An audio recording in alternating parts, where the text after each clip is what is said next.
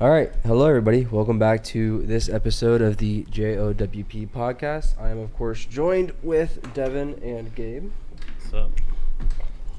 And as you can see today, we have the big one, the one we've been promising for a while, the 3x3 we've been promising for a while. It's the big one. The one, what some would say. We lived up to our promise. We didn't lie like people say we always do. Always lie this, lie that. Never us. Yeah. Never. Not us. Never. Nope. Not once. Could never, honestly. But we all good? But yeah, I mean, if you're here, you can see that we're doing the anime 3x3 as we've been talking about since forever ago. Yeah, honestly. Yeah, just give or take forever or so. I feel like since we brought up the 3x3, it was like the first one. Yeah, that's why we were like, but we said we were gonna wait for it. Yeah, we said we were gonna wait, and we did, and we delivered. Yeah. So yeah. Well, I was gonna ask, did you guys want to go over the animated movie 3x3 results? Oh yeah, yeah. Let's do the first. Yep. Yeah. Okay. Well, because I think it's something to do with my Chicago trip or whatever, my laptop broke, so I gotta use my phone now. It finally croaked on you? Yeah. Did you bring it to Chicago? For years, I did. Mm. All these years, I finally decided to break. It's been 35 years or something? Just Give or take, yeah, just about. Yeah. Alright, does it even tell me how many responses? It should. I don't know. I don't see why it'd be different. 37. Okay. That's not a bad turnout.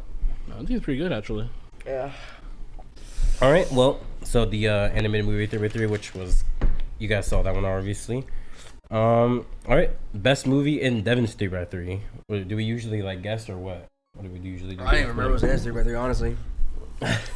Devin, you don't remember your own 3x3? No, I don't remember 3x3. I mean, okay. It's my 3x3.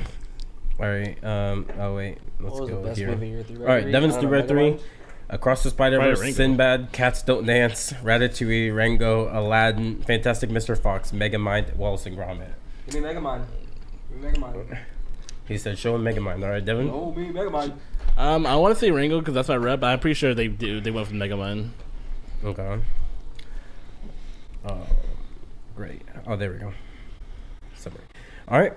First place ended up being purple. Rango. First place ended up being Rango. Okay. Second place for Devin was Megamind. Okay. Third place, Fantastic Mr. Fox. Good movie. Underrated movie. And in fourth place, Spider-Man Across the Spider-Verse. Yeah. To be expected. Yeah. Alright. Next one, we have my 3x3, which is The Incredibles, Shrek 2, Kung Fu Panda, Over the Hedge, Megamind, Flashpoint, Killer Bean, Across the Spider-Verse, and Cars. Show me Killer Bean. I'll say Shrek 2, but low-key Killer Bean. Killer Bean's right there, though. Killer Bean right there with Shrek 2, honestly. Yeah, I think it's Shrek 2. Shrek 2? Yeah. What do you think? Yeah, it's a Shrek 2, but low-key Killer Bean. Okay. I can see either. First place is Shrek 2. Shrek 2. 29% of the votes there. Going to Shrek 2. Second place, Megamind. Okay. Third place, Flashpoint.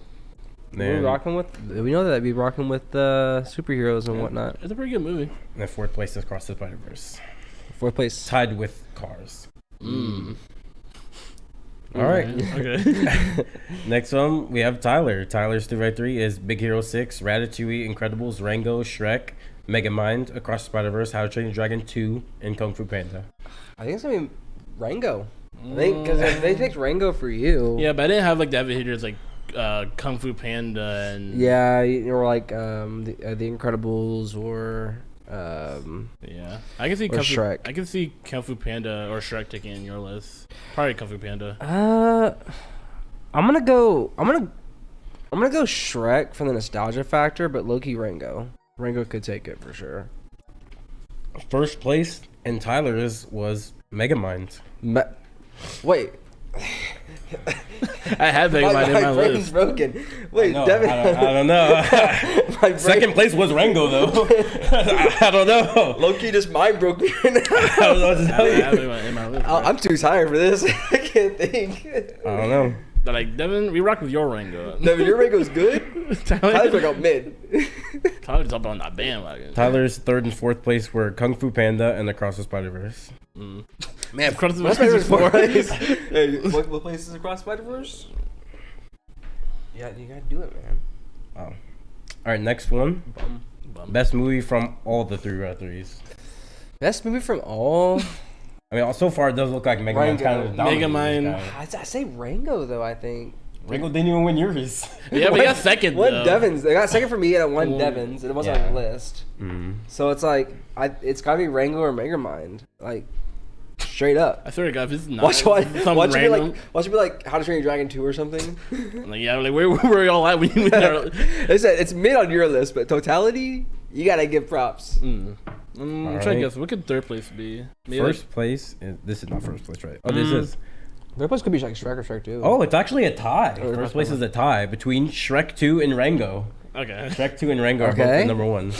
Second place is Megamind. Okay. Third place is Flashpoint. Wow. Okay. Interesting. So I'm just curious, how y'all decided to pick on this one, because it's kind of weird. It's kind of consistent. I mean, Well, it's consistent, but like, why is Megamind my goat? I mean, cause Something interesting though, receiving votes for best movie from all three referees, Wallace and Gromit got a vote. Wonderboy is a good movie. Hey, all hey, right. but- Hey, But than best Eduardo. of all those movies? Better than Eduardo though. Hey. Wallace Gromit is a good movie. All right. Better than all of those movies? I would never. Like- I'd never say that, but What is it? What was the name of the cheese? Well, I want to see how many people voted for Fuck, it. I in remember you Texas. said it. Because it's you said the name. It's something I can't pronounce. Because it's the way it's the reason why they did that. You got two people voted for it in your 3x3. Nobody voted for Cats Don't Dance. I mean, it's an older movie. I mean, I wouldn't be surprised if no one shit has was seen good. it. I wouldn't be surprised if no one has seen it. It's an old movie. Yeah, old and ass. All right. What do we think wins it all based on the information we've been given? So can you repeat the top three for the? Actually, Wallace and Gromit got 2 votes for best movie totality. So it looks like the 2 people who voted for it in your best movie, they were like, that's the best They movie. said, they said Devin peaked with this. wait. Devin peaked. Like, nothing is better than Wallace and Gromit. Can you repeat the top 4 for the individuals? It was So Shrek 2 and Rango tied for first place. Tied for first, okay. Second place was Megamind. Third place was Flashpoint. And fourth place was a tie between Wallace and Gromit, Fantastic Mr. Fox, and Ratatouille. I think Gabe got They're it. all just on my pick. Well, because like the top 3, other than you had Rango, but like you had Shrek 2, you had Megamind, you had Flashpoint. Across the Spider-Verse has been consistent. Yeah, So it's yeah, like everyone has it. I think you might take it on this one. Yeah, I think Gabe took I think it. it's the most consistent. Yeah, Gabe had some of those like more like I don't want to say basic, picks. but Yeah, like they're better. overall just like Better than yours, yeah. yeah, of course. Like they're overall like people like when I think about anime movies, of course I think about like Cars. Cats Don't Dance. Yeah. They think about Ratatouille as well, but I didn't take Ratatouille. Yeah, Think about what's in the. you had the like picture? Incredibles, WALL-E. Kung Fu Panda. Yeah, Yeah. you had Wally. No, I'm saying like that's another like one Yeah. people think about. I didn't have Wall-E. People do cock Toy ride Wall-E. Story, Nemo. Like these are iconic ones that no one take. People cock rides them. Yeah. No, I know people cock right. We even trashed. We trashed up. Yeah, we shout them out. We got dirty. All right, but yep, the winner is me. Gabriel, yeah. I didn't even go in last place. All right, last place Tyler, 7 votes. 7. Second place Devin, 14 votes. First place me with 16 votes. Man, I got 7. I got 14. Yeah, You got Double double me. Tyler's That's votes. crazy. Yeah, I doubled you. That's crazy. I guess That's it gonna is. beat you. Whatever. it is. Dub City out here, you know what it is. It's staying rocking with my list. That's cool. I don't know. Well, to be fair though, Tyler, most of your list was just Devin's list, and if Devin had like Yeah, Fantastic Mr. Fox and you didn't have that, they're gonna go for Devin. Yeah, it was my list was a lot of copies. Yeah, so it's just So, like at the end of the day, I feel I like think I had like 7 copies or 6 copies. yeah, or something. I think your only originals were Big Hero 6 and what's the How to Train Your Dragon and Shrek. There weren't And many. Shrek. Yeah, Was it mainly mine? Because but all, people all, like Shrek too though. all you had for mine was Ratatouille and Ringo. But those Rango's the big Oh one. yeah, Ringo is the big Rango's one. the big one. Everyone. I think loves. it was a combination. Ratatouille, Rango. You had one of the. Yeah. Megamind, we all had Megamind. We all had Yeah, we Megamind. had And Megamind. Across the Spider-Verse. And Across the Spider-Verse, Oh, and yeah, then yeah. you had Shrek 2. I had Shrek 1. Yeah. You had Kung Fu Panda. Kung Fu Panda. Yeah. Which one? Both, the first one. First one. I think I picked 2. We both had the first Did we one. both Yeah. pick the first one? Yeah. I don't So remember. you were just like So a conglomerate. Of It was like a me and you. conglomerate of the list. It just happened. It just happened to fall But that like way. of the most popular movies, like what they said, Shrek 2 was the most popular. Like, he didn't have Shrek 2, he had Shrek 1. Yeah. Megamind, we all had Megamind. True. Across the Spider-Verse, we all had Across the Spider-Verse. Rango, you guys both had Rango. Yeah. And then You had more niche picks. you had the Fantastic Mr. Fox, which a lot of people liked, so they would vote for you instead of voting for Tyler if they liked Rango. And then you had Flashpoint, which like is if well. Rango was the needle mover for them, they'd be like, all right, I'm gonna lean towards Deven. He had Fantastic Yeah. Mr. Fox. And then me, they're like, oh, I had Flashpoint. That's the needle mover. I think because I had cuts, don't dance. That's really pushed it. You know, they're like, Those two, yo. those two clutch up in Gulag. Yeah, they're like, that's not my favorite movie, but they don't pick that movie, and that's a good movie. So let's just What, push Cats Don't Dance? How come no one voted for it then? Because we're talking about the best of the best. Like, no one's gonna vote for that as the best movie when you have all these goats on my list. Oh, But it's yeah. a good movie that people like, you know? I'm pretty sure everyone. Let me check. Let me make sure. I think everyone, like by everyone, I mean me and Tyler, had every single one of our picks got at least one vote. Yours didn't. Cats Don't Dance didn't get a single vote. So I had the more consistent team. You just had the better starters. That's all I'm hearing. Bro, only one of my movies didn't pick it. Yeah, Only one of of my Tyler's, all of our 9 at least got one vote. Yours didn't. It's only the one. But that's a personal pick because I love Castle Dance. I mean, Sinbad only got one vote. Hey, that's all he needed. He pulled his weight. It might have been you. I lost it. It Okay, might have been you. It might have been you. I mean, it would me. You would think I would have voted for Castle Dance at that point. no, No, because we were So I shit voted talking for- Sinbad too. So We I were voted for shit talking Sinbad, but I Cats Don't Dance? you can't vote. You can't vote twice. You can only vote once unless you got on. So bias. so you're saying I voted for Sinbad as like my goat? Is that what Yeah. you're saying? No, sway what? the No. vote. To sway the votes. If anything, I would have voted for Castle Dance. So I'll prove y'all wrong. I'm like, nah, We talked Castle about Dance Sinbad too. We said the goated. same thing We said about the same thing about Sinbad. Sinbad. We It was said a the same mid-ass thing movie about with it. a boring ass plot that no one. Yeah, can man, I feel remember. like y'all trashed me more for Castle Dance. You trashed both. of them. No, all you Bad said boy was in the Sinbad's sense- trash. only That's all y'all because- said. No, the We only, said the that only only because you were like halfway through Tyler's list. You're like, oh, I forgot mine. And then Well, you I did threw it in before there. he started. Well, then After also, the only reason why we shot talk Cast Don't Dance more is because we know at least Sinbad. Yeah, true. At Because least I don't know if you you, I didn't know Cast Don't Dance No, before. I didn't either. And I did know it because I was looking at it after, like looking at clips, and I have seen it before when I was younger. I just didn't know that's what it was called. But like, it made no impression on me. At least I knew what Sinbad was. You know? Makes sense. I think that's what like it got more because we didn't know it. But Also, an interesting Being by thing. 2 votes. So we had 37 votes or responses, but 2 people abstained on voting for Devin's 3x3. it said, So can we like lose by 2 points and just so I'm 2 people don't vote? That's not in the overall. It's just That's- in that's your. just- Oh, just mine in yeah, general. Okay. They can't abstain from the overall. That one was required. Oh, really? You guys? Yeah, Okay. Good. but they abstained from your like overall best one. They were like, "Damn, this nigga's list so ass. I'm not even gonna vote for one." Loki Rango, but I'm not gonna say it. Yeah. That's fine. So maybe one of those guys would have voted for Cats Don't Dance. Who knows? They're like, nah, I And then can't. it's like, maybe they're stuck between like Cast Don't Dance and Wallace and Grumman. They're like, I don't know what to pick. I'm just gonna pick neither. Yeah. Yeah. Yeah, there we go. All right, Devin, you want to go ahead and just get into your anime 3x3 then? Yes. Let me pull it up. Actually, not again. Yeah, none of you guys dropped your animated movie 3x3. It was kind of disappointing. I don't think anyone even. The only comment was made about it was like, damn, y'all really trash talk. Wally. Wally? No, Wally. Yeah. Yeah. Because those links is he's like trash talking Wally is crazy or something like that. Yeah. People cockright it, bro. Like, it's Yeah. a perfect movie. No, it ain't a perfect movie. Tell you that much. I don't think. Are I'm you saying saying it's ass, Tyler? I'm gonna say. I did my not say favorite- that. my I did favorite not was- say that. I did not say that. I never said it was ass. I don't think anyone ever said it was ass. Maybe like you like lean like. I didn't say that. I didn't It's say just it some was people. ass. Some people are like, Wally. I'm Yeah. gonna get into it, and then It's a good movie. it's a good movie. But they're like, It no, doesn't it deserve is, the status there it is has. no flaws. It's like, well, it does have some flaws. You have to But admit. you know, jump right into it. Starting with my go-to list. You know, kick it off. I got Mob Psycho. Knew it. Yeah. You know, when I first watched Mob Psycho, I was a hater. I thought this shit was Mid. goofy, mid. That's only because like when I first watched it, I was it was when I was in training to do like my military job, and my roommate he was watching in the background, and I saw clips of it in the background, and I would hear it, and I'm like, this shit looks goofy as fuck. You really watching this? Why shit? is he running like this? Yeah, like, it looked mid. It looked kind of like crazy. I was like, this didn't look good. I eventually did pick it up again because I think I told Gabe that, and Gabe was like, yeah, low-key nugget, you're bugging. Like, it's a good show. And I actually like eventually did pick it up and like watched it. I'm like, oh, this is actually like this is actually kind of goated. Yeah. So it actually kind of like became like up there like like some of my favorite animes. Well, it really picks up in season 2. Season 1's just introduction to the world, and so I can see Character like, building it and can be stuff, like yeah. a little like but season 2 Well, is just like goated. Oh yeah, it's Although damn near perfect although season. although it does get very because it is episodic in nature. Season 1 is very like I go to this abandoned house, I exorcise the ghost, and then I That's go like home. for like the first 4 episodes. Well, that's what I'm saying. Like, but you have to get past those Yeah. episodes. But even then, those aren't bad by any means. Like, No, those I'm are not, still pretty I'm good not saying they're episodes. bad. It's just like I can see how people could be like, "This shit's boring." I can see what they could say because like it's entertaining, but you have to.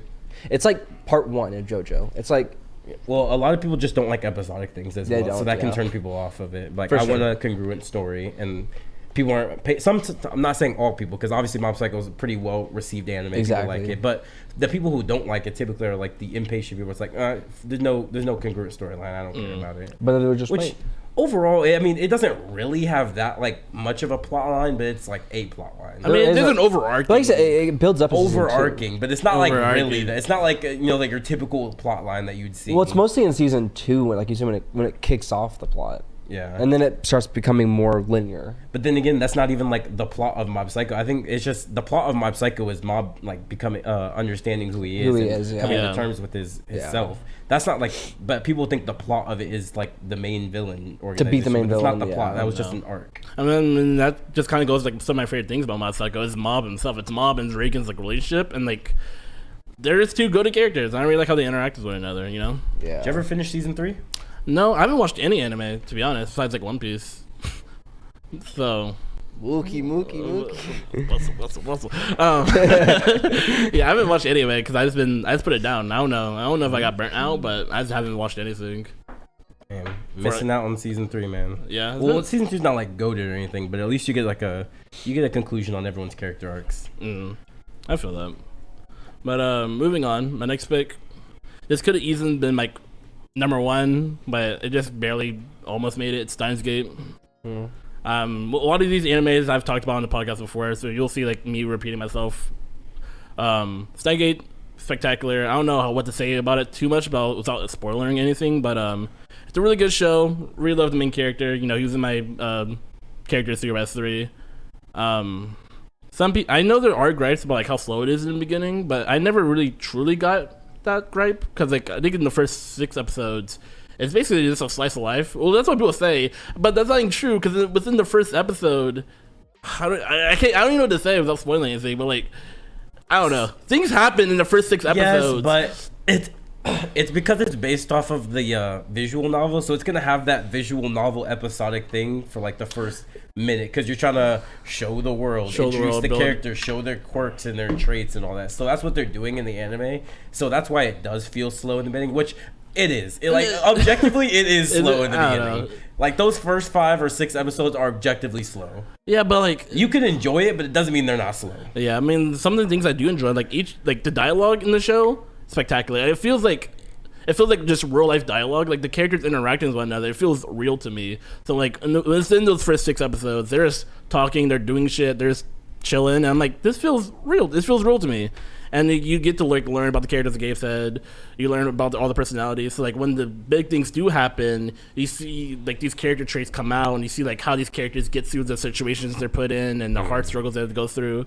So it's pretty cool.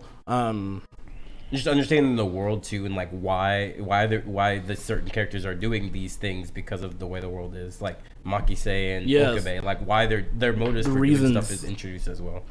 So if you were thinking about watching Steins Gate, like don't let the beginning being slow stop you from watching it. Just kind of kind of power through it. If it's your type of anime, it's more of a slice of life psychological thriller. So if that's not your type, then don't give it a shot. Then obviously. But if that is your type of thing, you definitely should. That's what stopped me. I think I stopped at like episode 4. I didn't know you did try to watch it. Like years ago. It was like 2019 or some shit. It's really it was around the same time I watched like Bungo Stray Dogs. It was like around that same time. Bugs. Dang, bro, you should watch Buggles right with that? That's crazy. He doesn't like. I didn't like. I don't like. Oh, yeah, you're right. I literally was like, this shit's mid. But it's like I got like I think I want to say 4 episodes in, and I'm like, Deven likes this shit. I'm gonna turn it off like this. But that was also like forever. It was like 4 years ago or so. So I am gonna revisit it and give it an honest college try. Okay, that makes sense. Yeah, like you said, it was hard. Like, not hard to like make this list, but it's like thinking about like, what am I gonna say? Because I feel like I've already talked about so much of this. We've given our own takes. You know what I mean? Yeah, that's all. Like a lot of these are just kind of like repeating because a lot of these animes made or we've at least talked about. Okay, I thought Right, what you got next, Devin? But yeah, next, this is one I was like, do I really want to put this on my list? But after thinking about it, I was like, okay, I might as well put it on my list. I put so much time into it. It's One Piece. One Piece. I was like, I mean, do I want to yeah. put One Piece on my I've list? seen I've at this point probably seen 700 I'm in plus episodes. Yeah, 720. Because I keep repeating that because back in 2020, You've seen probably 1,000 episodes then, because if you're counting rewatching 1,000, now you've seen over 1,000 we're in episodes. 500 now. Yeah. We're in Fishman So you've Island. seen 1,200 episodes of it. It better be your 3x3. My relationship with One Piece is weird because like when I first started watching it back in 2020, I was like, you know what, this is a decent show. I kind of like it. And then it got to like Online Park. I'm like, oh, okay, I see why people are talking about this. This is a really good show. And then any like Water Seven and the Lobby, I was like, okay, I'm a One Piece fan now. This is a really good show. I really like it. At one point, it was your favorite anime of all time. Yeah, of course. And I'm not gonna lie, because like the thing with One Piece is I love the Straw Hats. The Straw Hats to this day The crew are just, makes it, yeah. it's amazing. That's why when I got to Dressrosa, I felt myself getting burnt out. I'm like, yo, this shit, not it. Because I already was hating, because I didn't like Punk Hazard. I thought that shit was ass. I found myself wanting to end my life during Punk Hazard. I remember talking to Devin about this. It's weird. The manga of Punk Hazard is really good. Something about the anime doesn't feel right. It doesn't. Probably because I read the manga. Because I watched me Fishman too. and then went straight into the manga. It was because I was like, man, Fishman's ass. I'm gonna read the manga. Because Devin was like, "Bro, Punk Hazard is ass." And I was like, "Dude, what are you talking about? Punk Hazard was gas, bro." I was like, yo, you tweaking, though. What the fuck? We sat back and watched Was it. this like lost shit? Like, what the fuck you mean it's ass? I watched it. I was like, gas, straight ass. I don't know what happened in the anime. It's like it's not the pacing. I don't know what it is. I have just no bad. idea. I didn't care about whatever happened during Punk Hazard. I just did not care. I like there was some things like okay, log, like you cut the island. I'm like, okay, that's kind of cool. But like, nah, that shit straight ass. And then I was in Dressrosa. I'm like, okay, this is better. But like by the time I got to Dressrosa, I already forced myself to watch Punk And you got Hazard. burned out. So after that, I started watching the One Piece movies, and I'm like, oh yeah, I forget. My favorite aspect of One Piece is the Straw Hats. So seeing them just kind of do and interact with one another kind of like rekindled my love for One Piece. And then Natalie's like, yo, I want to watch One Piece. And me being a One Piece fan, I was like, you know what? I want to watch One Piece too. I'll watch One Piece with you to get another person into One Piece. So like, yeah, let me watch One Piece, and then I was like, oh shit, I forget. I actually do The aspects that I love. I actually do enjoy One Piece, so that's why I'm kind of excited to watch my One Piece my second time around, because we're gonna do One Piece after Fishman Island. Fishman. I do it before Fishman. I told her to. There's a lot of shit in Fishman Island that you can just excise. You don't need it. I mean, to be fair, we're already like halfway through the arc. I mean, it's a shorter arc. It's just like I'm already halfway. I'm like, you know what? This isn't a ballet pace. But for Punk Hazard, like, nah, we're watching. I want to watch Punk Hazard with One Piece just to see if it was a pacing issue or not. I can almost guarantee it was. I really don't think it was though, because I watched Punk Hazard as well. I don't think pacing was the issue. Well, pacing is definitely the issue in Dressrosa. Yeah, that's another thing I'm gonna say. I can't attest to Punk Hazard because I haven't watched the anime for Punk Hazard. I just read the manga, but I can definitely say for Dressrosa, despite the pacing being absolutely atrocious in the anime, it's also not good in the manga either. You don't think Dressrosa? Oh, the pacing. The pacing's not good because the manga, you can get a chapter where it's like half running and nothing happens, but in the anime you get 10 episodes where they're running, and then you get 5 more where nothing happens, and then you get filler, and it's like they're expanding this one chapter or however many panels out as long as they can. Yeah, it's paced poorly in both. But at the time, Oda had health problems, and Kishimoto was helping him. He was doing the best that he could, like with what he had. So, yeah, but that's my rant about One Piece. Another thing is, I don't know if this is a testament to like the pacing or not, but like I do prefer the pre-time skip only because like the Straw Hats were like the main focus. Or at least every Straw Hat had like a focus in the pre-time skip, and the post-time skip, I feel like Oda just doesn't know what to do with half these characters. No, see, look, like you're gonna Usopp, I don't know what to do with you. No, so once you get later on, everybody gets. You've heard us talk about Frankie versus Triceracopter. Everybody gets the time to shine everywhere. So maybe it's just like Punk Hazard, because in Punk Hazard, I'm like, I don't even know what. Well, Punk Hazard is about law. It's Well, not You're pointing at an arc that's not about the Straw because it Hats. goes into like Law's backstory and stuff. So it's about Law. They go about a little bit in his backstory. I think Dressrosa is mainly A little bit because but obviously Dressrosa, but they talked about I can't remember the fucking guy's name. They did like Caesar? the full. No, the guy with the glasses that did the full. Oh, yeah, the armor. Yeah, it's like that was going like initiating into Law's past. Yeah, but moving on, my next pick, Assassination Classroom. Obviously, yeah. Obviously, Really good show. Really good like. I don't think you've talked about this anime for like 50. I feel like the last time we talked about this anime, we didn't have cameras. That's how long it's been since you. I mean, I have no reason to bring it up. You know. No, so I'm saying like this will be fresher though. Like Yeah, this it'll be isn't a lot much of fresher. a Well, rehash. was it Porco Sensei? Wasn't he on? Yeah, he was on my list, but like I said, like He I didn't haven't talk about the anime though. Yeah, I didn't talk about the anime. You know, I think I even said during the character by Z because this is one of the shows I think I've rewatched only like twice. So, but you know, the reason I love it is just because you know, Porco Sensei is a big reason why I like it. Not only that, just the lessons he do teach, I really enjoy. I do like how I do kind of like the goofiness of the show, like how like these kids do get in like these outlandish situations. Like they ended up like stealing a space shuttle and going like into space. I'm like, how did we get here? But I don't know. I kind of enjoyed it. You know, it's a pretty good show. I like Nagisa. I like Karma.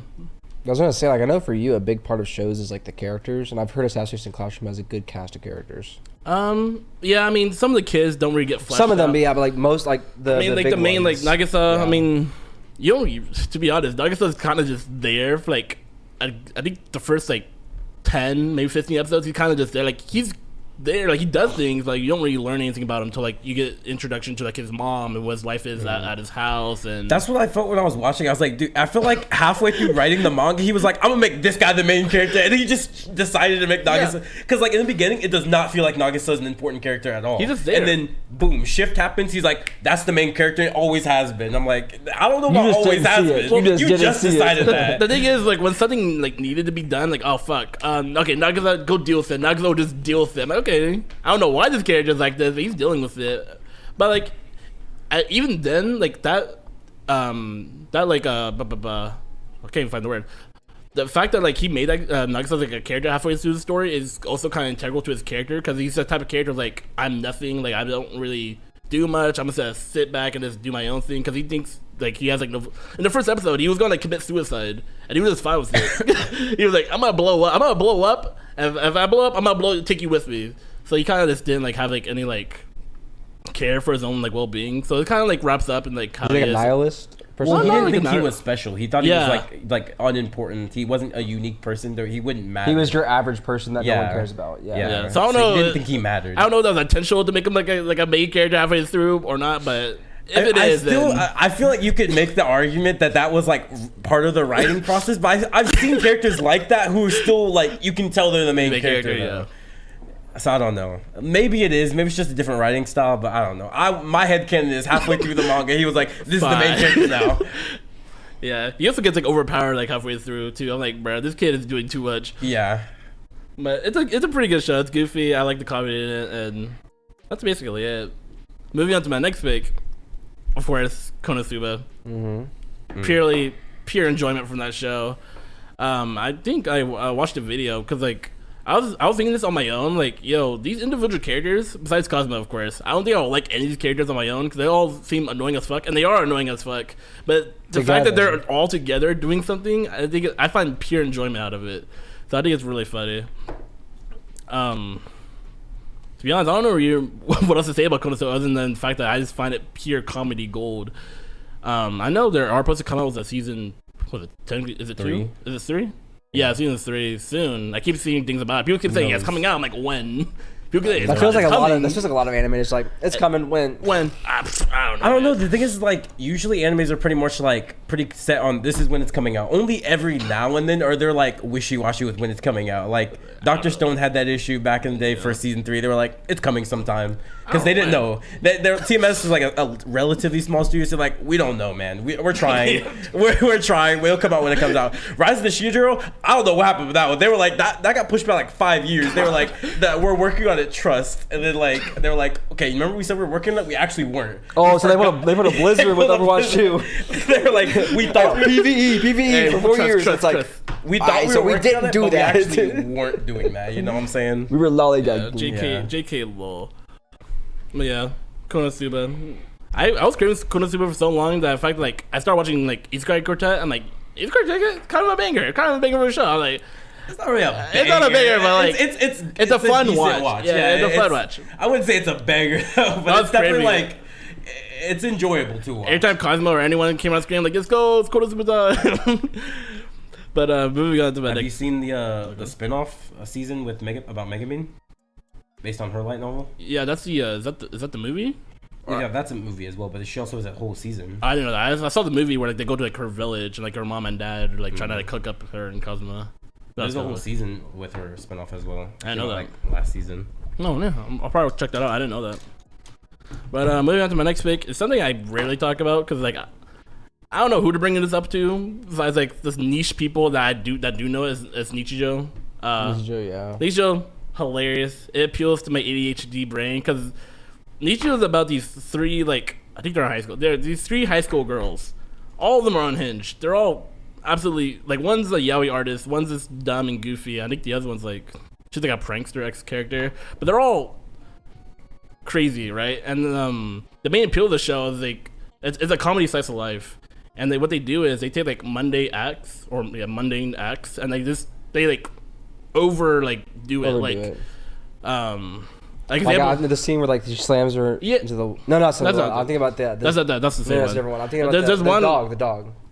She bites. Oh, she's, yeah. The dog, and it's like, and she's like, yeah. As if I stub my toe on his table, instead of going like, ouch, I go like, a countdown goes on top of my head, like 3, 2, 1, and I blow up the fucking world. So it's like, it's something's always happening in the show, so it appeals like my ADHD brain because something's constantly happening. There's not it's not really like an overarching like storyline. It's just these kids and like doing shit in the town. There's also covers like town people. Like there's this 8-year-old who's like who built this robot, and you think like, oh, like this 8-year-old's like really smart for her age, but she's basically just like she acts like an 8-year-old. So I don't know how she built this robot, but you're supposed to like assume that she's super smart because she built this robot, but she's an absolute like brat, and she just acts like a child 24/7. I love the scene from like the principal, like Where he suplexes the deer. suplexes the deer. He's like, Random stuff like that is just always happening. So I don't know. I find it absolutely hilarious. I advise anyone who does I advise anyone to watch it. I have the manga for it because Natalie gave it to me, and I tried reading it. And some of the jokes, I mean, I do prefer the anime over the manga because like the fast-paced like things that's constantly happening in the show, like they have more of an impact on you because like they happen right then and there. Instead of reading it, you kind of like have to like, oh, this is happening, and I don't know if I'm slow and I have to like process what's happening on the page, but like in the show, it's obvious what's happening because it happens right then and there, and the joke hits you so much sooner, so it's more funny that way. It's just like because it's very slapstick. Well, it's you understanding it versus you being told it. It's just the difference between the two. Because in the show you're being told what's happening, whereas in the book you have to like the manga you have to read it and then comprehend it. Yeah, so it's just two different aspects. That's what I was trying to get at. That's how I felt with like some other stuff. But no, the show is absolutely hilarious. Like all of them are like they get like superhuman strengths out of nowhere half the time. And one of them, the girl, the Blair girl, she's a yaoi artist.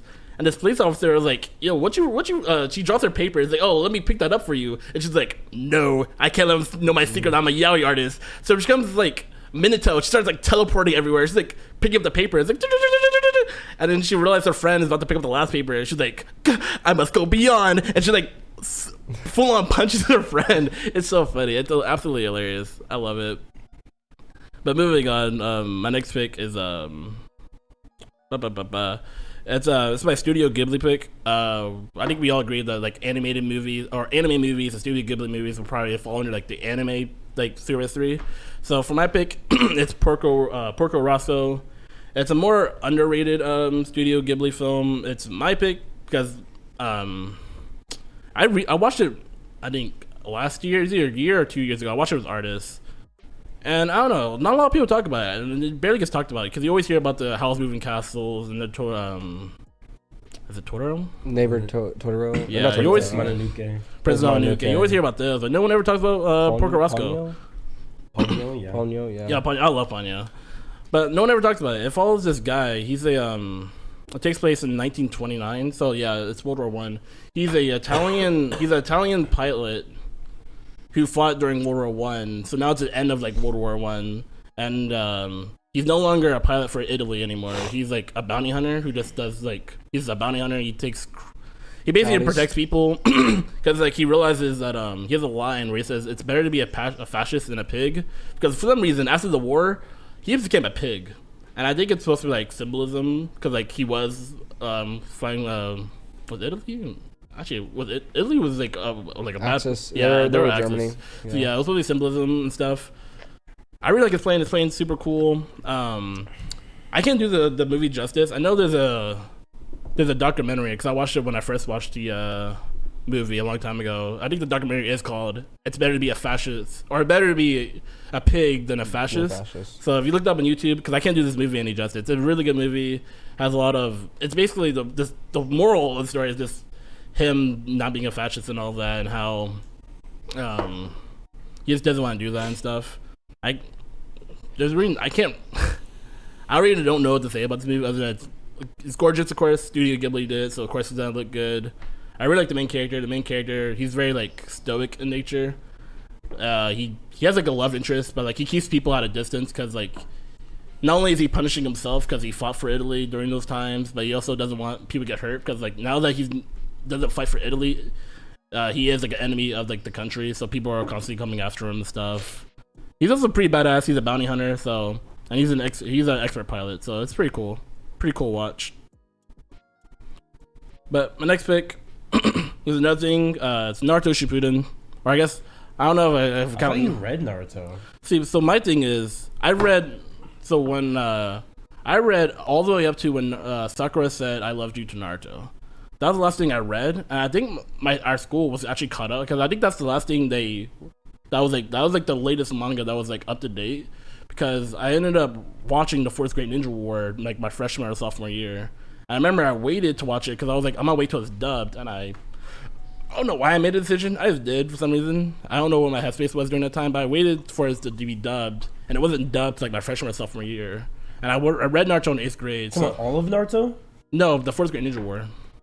So like the ending. So the end of Naruto. Yeah, that's the end of Naruto. It wasn't finished. Naruto wasn't finished being dubbed until 2019. Well, that's what I'm saying. Yeah. Like, so I think our school was caught up to date with the manga. Yeah. When did the manga end? The manga ended like 2015, something like that. So yeah, so I think that our school was up to date to like, or up to as close as it could be, because that's the last thing I remember reading is Sakura saying "love you" to Naruto. So after that, I was like, well, that's it. That's it. So after that, I started getting like the Naruto community, and I already knew about like some of like my relationship with Naruto is weird because I don't remember like what I knew before I started watching it and what I didn't. But the reason I put it on because I did end up just rewatching all of Naruto after I watched the First Great Ninja War back in like I don't know high school. Yeah, back like my junior and senior year. I remember I just went and rewatched everything. I remember it was definitely like junior senior-ish because it was like during the Fortnite times because we both talked about it all the time. We were like, oh yeah, we're gonna rewatch because it was the same time Super was coming out. I remember right after we finished Super, we started watching Shippuden because we were like, we know what else is going to go to Naruto, and then we started watching. I remember because I was like the exact day that Super ended, we started watching Shippuden. Yeah, probably So that was 2018 because Super ended in 2018. Yeah, because I did read it. And I was like, yo, this is amazing. And then I remember the reason I know it's dubbed it ended the dub in 2019 is because we were in Corpus is when the last episode came out. Was it? Okay. No, not the last episode. That was when Naruto vs. Sasuke came out. Got dubbed, yeah. So then Eduardo was watching that at the Corpus trip. Okay.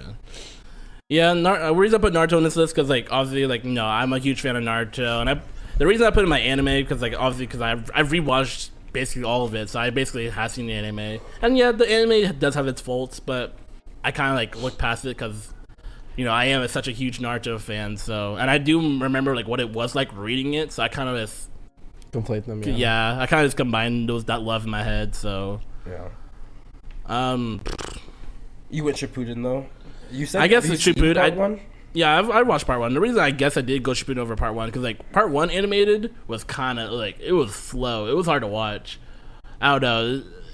I recommend people don't. Animation. It's just it was so slow. I was like, yo, this shit low-key ass. But like, people love part one though, the anime. I know, but that's only because like I think people like they see the highs, it's like they always see nostalgia. Like I don't know, because like the highs and like the really high highs, like when they get like all the animators to congregate like on one episode, like Naruto versus Haikyuu or Gaara versus Lee, those episodes that people are like, yo, this is peak, and it is because it looks really good, but like you have this peak moment, and then like all this like random fluff, like these long ass episodes that go nowhere. I'm like, bro, this is ass. But yeah, I guess I did go Shippuden because like you do. That's when in the anime, like the anime itself gets a lot better because like after I always tell people it's after the Sazori It's after the Sazori fight. That's when like the anime really picks up during like the Hidan Kakuzu arc. I want to say I think it's because that's when Bleach ended, so Imperial could put all their resources to Naruto. Pretty sure, or ended more like they kept the anime. Right. They were like, we're not animating this anymore, Ass. and they just said, I don't know why. They're like, this shit ass. Let's be a road goat. No, they were like, what's bringing in the money? Naruto. So I'm gonna go put our resources to Naruto. So that's probably why the anime started picking up.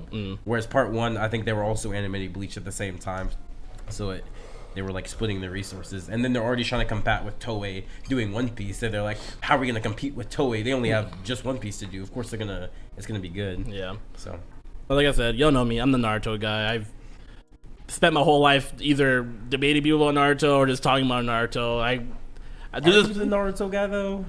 I mean, what? Like, what do you mean? Like, what? You saying like you're a more Naruto guy? I mean, I'll be like, yeah, I'll give that to you. Like, you can be the Naruto guy. I'll just say, are you the Naruto? No, I'm not the Naruto guy, but like, Naruto is something like I can talk about like for hours or so because that's like the series I researched the most. I know about the most. I can talk about Naruto for hours with anyone. Probably not with you because I don't know. Because we used to be nice where me and you used to talk about Naruto like for hours, and then now it's the point where like I don't know what to talk about with you anymore about Naruto. We talked about everything.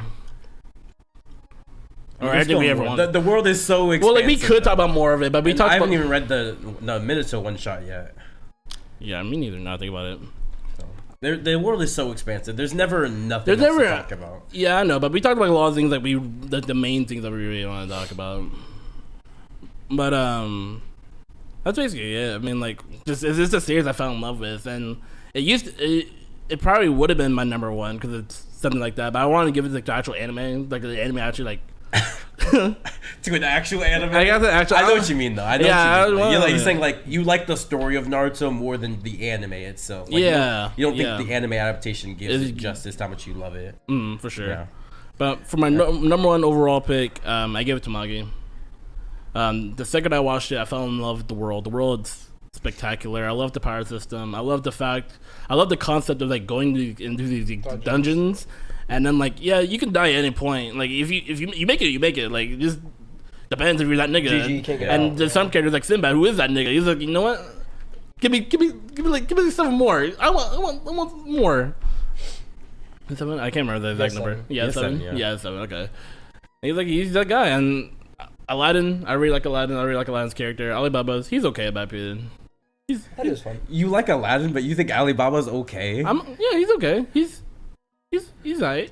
Like Alibaba has more character than Aladdin. I was gonna say Aladdin doesn't Aladdin's do almost anything. Like not one dimensional, but he's like getting he really close is to though. it. Yeah. Like at least in the part but that you think Devin's read, like more, he's just like later an in the ignorant, manga. perverted child. That's all he is. Yeah, but he's Like, a later in the goofy manga, little he gets guy. more character, I'm not saying but, I like- hate Alibaba by any means. I slightly like Aladdin more. He's a goofy little guy, and I kind of like it when he does shit. Like, So you Like Alibaba has a whole character arc with the no, he does, and with he's his best friend, which isn't his the best anime. friend, Yeah, and then he he also kinda have, like does. his family and stuff like that. And yeah, but sometimes he does shit. I'm like Alibaba, why'd you do that? Like, don't do that. But I get it. Like, that's it's part of his development. character, yeah. I get it's part of his character, and I 100% agree. But like sometimes I'm like, I'm not rocking what Alibaba's doing, but my nigga Aladdin, I know he's doing. He's in the Brotherhood. Like, he's like, yeah, he's doing what I want.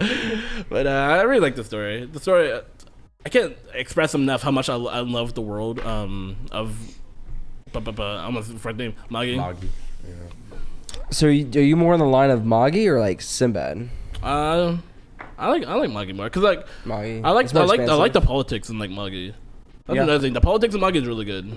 I would agree too. I think for a while I would probably like back in the day I'd probably give it to Sinbad because I liked the cast in Sinbad a little bit more. But I think looking back on, I just think Magi has a better story though, and I think there's just so much more complex stuff going on in actual Magi. Exactly. And like that adds up. Sinbad's the prequel that should have been the prequel that came out first. It shouldn't have come out second. Like, Why? I get Why do you think why- that? Disagree because of how the manga ended. Well, Disagree. yes, because how the manga ended, but I do Yeah. think that Sinbad should have got out first because of the way they set up everything. But imagine you read the ending of Sinbad and then watching Magi does not hit the same when you know what will happen. I guess, yeah. It will not hit the same. So actually, I think it's the opposite. I think it's the perfect example of a prequel coming out after when like it should have done like that way. Whereas like Star Wars, you could argue Star Wars prequels probably should have came out first.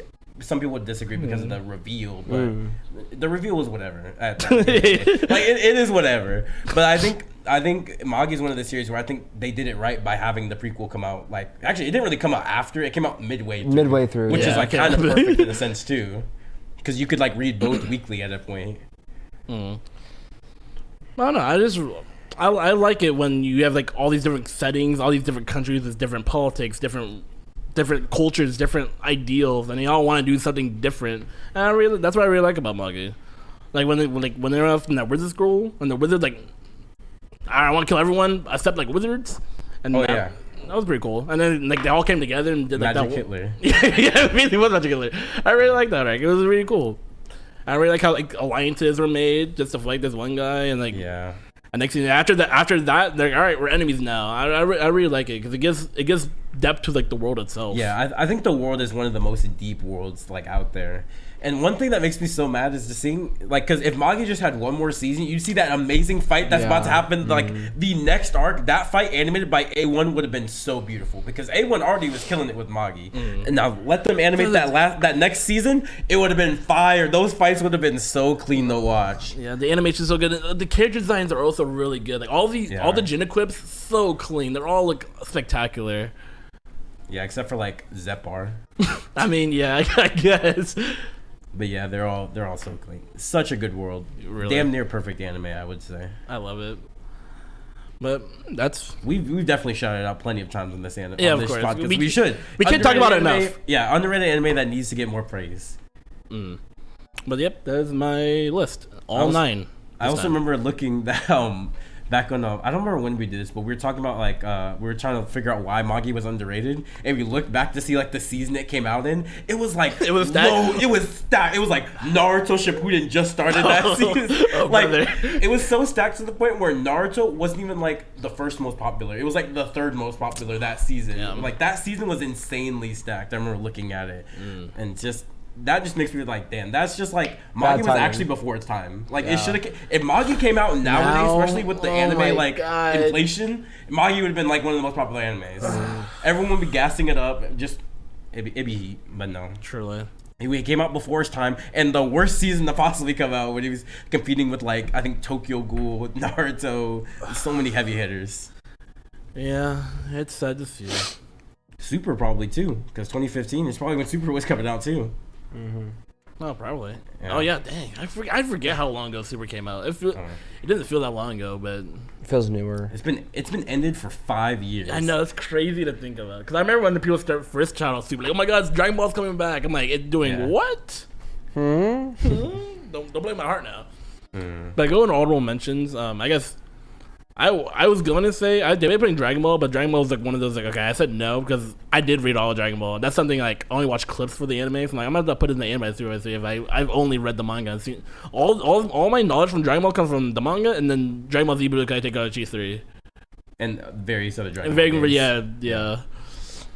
So that's another thing. I was like nah, I can't do that. I considered Dr. Stone for a while. I'm like Dr. Stone could have been my list, but it didn't. Black Clover, Fire Force. No. Let's not act like you didn't enjoy those. Seven Deadly Frames. Seven Deadly Sins. Enjoying and being my favorite are two different things. I definitely really enjoyed. 7 Deadly Frames like defined you in high school. It defined who I was. You were like, this is the GOAT undisputed. It's only number 2 to Naruto. Naruto's the only one. And then season 3 came out, and Devin's like. Yeah, I mean that's high school me. Like me now doesn't think that. Melly on his feet just like this, and Devin's like, I like you and I want you. No, just it fell on my list. It fell pretty hard on my list too. It fell really hard. It fell from grace. That show. Yeah. Well, we interrupted you. Did you have more honorable mentions? No, I think those are my only 2. Okay. I'm trying to think of what else Devin has seen before. Like what, Miss Kobayashi? Oh yeah, Kobayashi. What about that? I have so many shows that I enjoy. That's why, that's why this list is so hard because I have all these series I really love and really enjoy. But like, that's why putting together just 9 shows that like, these are like my respective goats. I'm like, all right, that was hard. I mean, a 3x3 isn't about being goats. It's about your taste. But that's the thing. That's another thing. Like my list, there's some in there that like I wouldn't even consider it like. Yeah, that's what I'm saying. Let me clarify before I get my list. These are not my top 9 anime. No, well, yeah, there's some of my list that like I wouldn't even consider it like a 5 out of 10. Like, but it's like, but it defines my taste. I would never. I would never. No, for sure I have one. But that's the thing. Like I have all these series. But it defines my taste. Like Full Metal, easy S tier. To me, I think Full Metal is one of the best anime of all time. That's out, but it didn't make my list because I'm like, I just like these series have a hold a special place in my heart. I guess Full Metal would have been like another one I would mention because I could have easily made my list. Death Note could have easily made my list. Code Geass could have made my list. Like I have so many shows I think they're S tier, just didn't make my list. All right, we're getting into my list. Let's get my duplicates out the way. I only have one, and it's just Konosuba. Konosuba, for the reason I have this in my list is it wasn't too well, it was mainly because when I was making my list, I was like, what do I enjoy watching a lot? I do enjoy watching a lot of ecchi comedies mainly. Which when I was talking to Eddie about this, he's like, you gotta have an ecchi in your list. I'm like, I don't really have to have an ecchi in my list because I don't watch ecchis because they're ecchi. I watch them because they're funny. So I needed a comedy representative in my list, and I think Konosuba is one of the best ones because it also takes care of that parody, which I love watching parody animes. So it has the parody covered and it has the comedy and the character cast. I love the cast of Konosuba, like together, like you said. Individually, probably wouldn't be that good, but together, the way they riff off each other just works so well. Right. And the world is pretty simple, basic isekai world, which is what I enjoy about it. Like they don't try to make it too complex or anything. They give it basic isekai world. Here's these characters that are stupid and they interact with each other. True. I love it, and I'm here for it every time.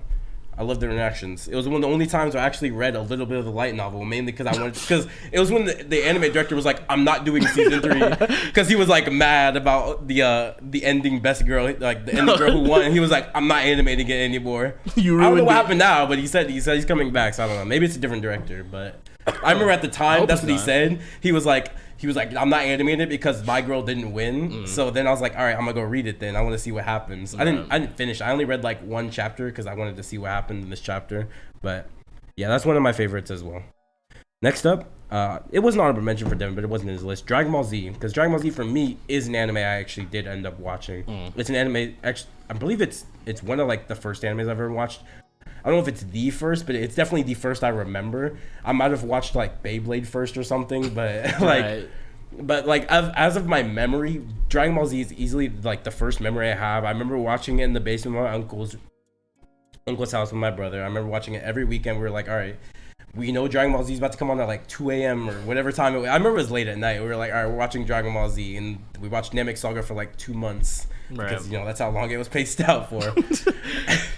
Crazy. But yeah, Dragon Ball Z, absolutely childhood anime. It's not the best anime objectively, like Deven was saying with Naruto. Like the media, I more care about the story of Dragon Ball Z and just what it did for me, getting me into the idea of watching anime, because that's what it was. Like it was. My brother was telling me, he's like, all right, you like the Dragon Ball, right? All right, there's a whole media of cartoons that actually have plot lines, and let me like show you into them. What? Yeah, and then that's when we like got into like Bleach and One Piece. He was like, these are others like animes that have actual like plot lines, and not like, what was that at the time, like Ben 10. Like Ben 10 had a plot line, but for the most part, it was like a monster of the week for a lot of episodes.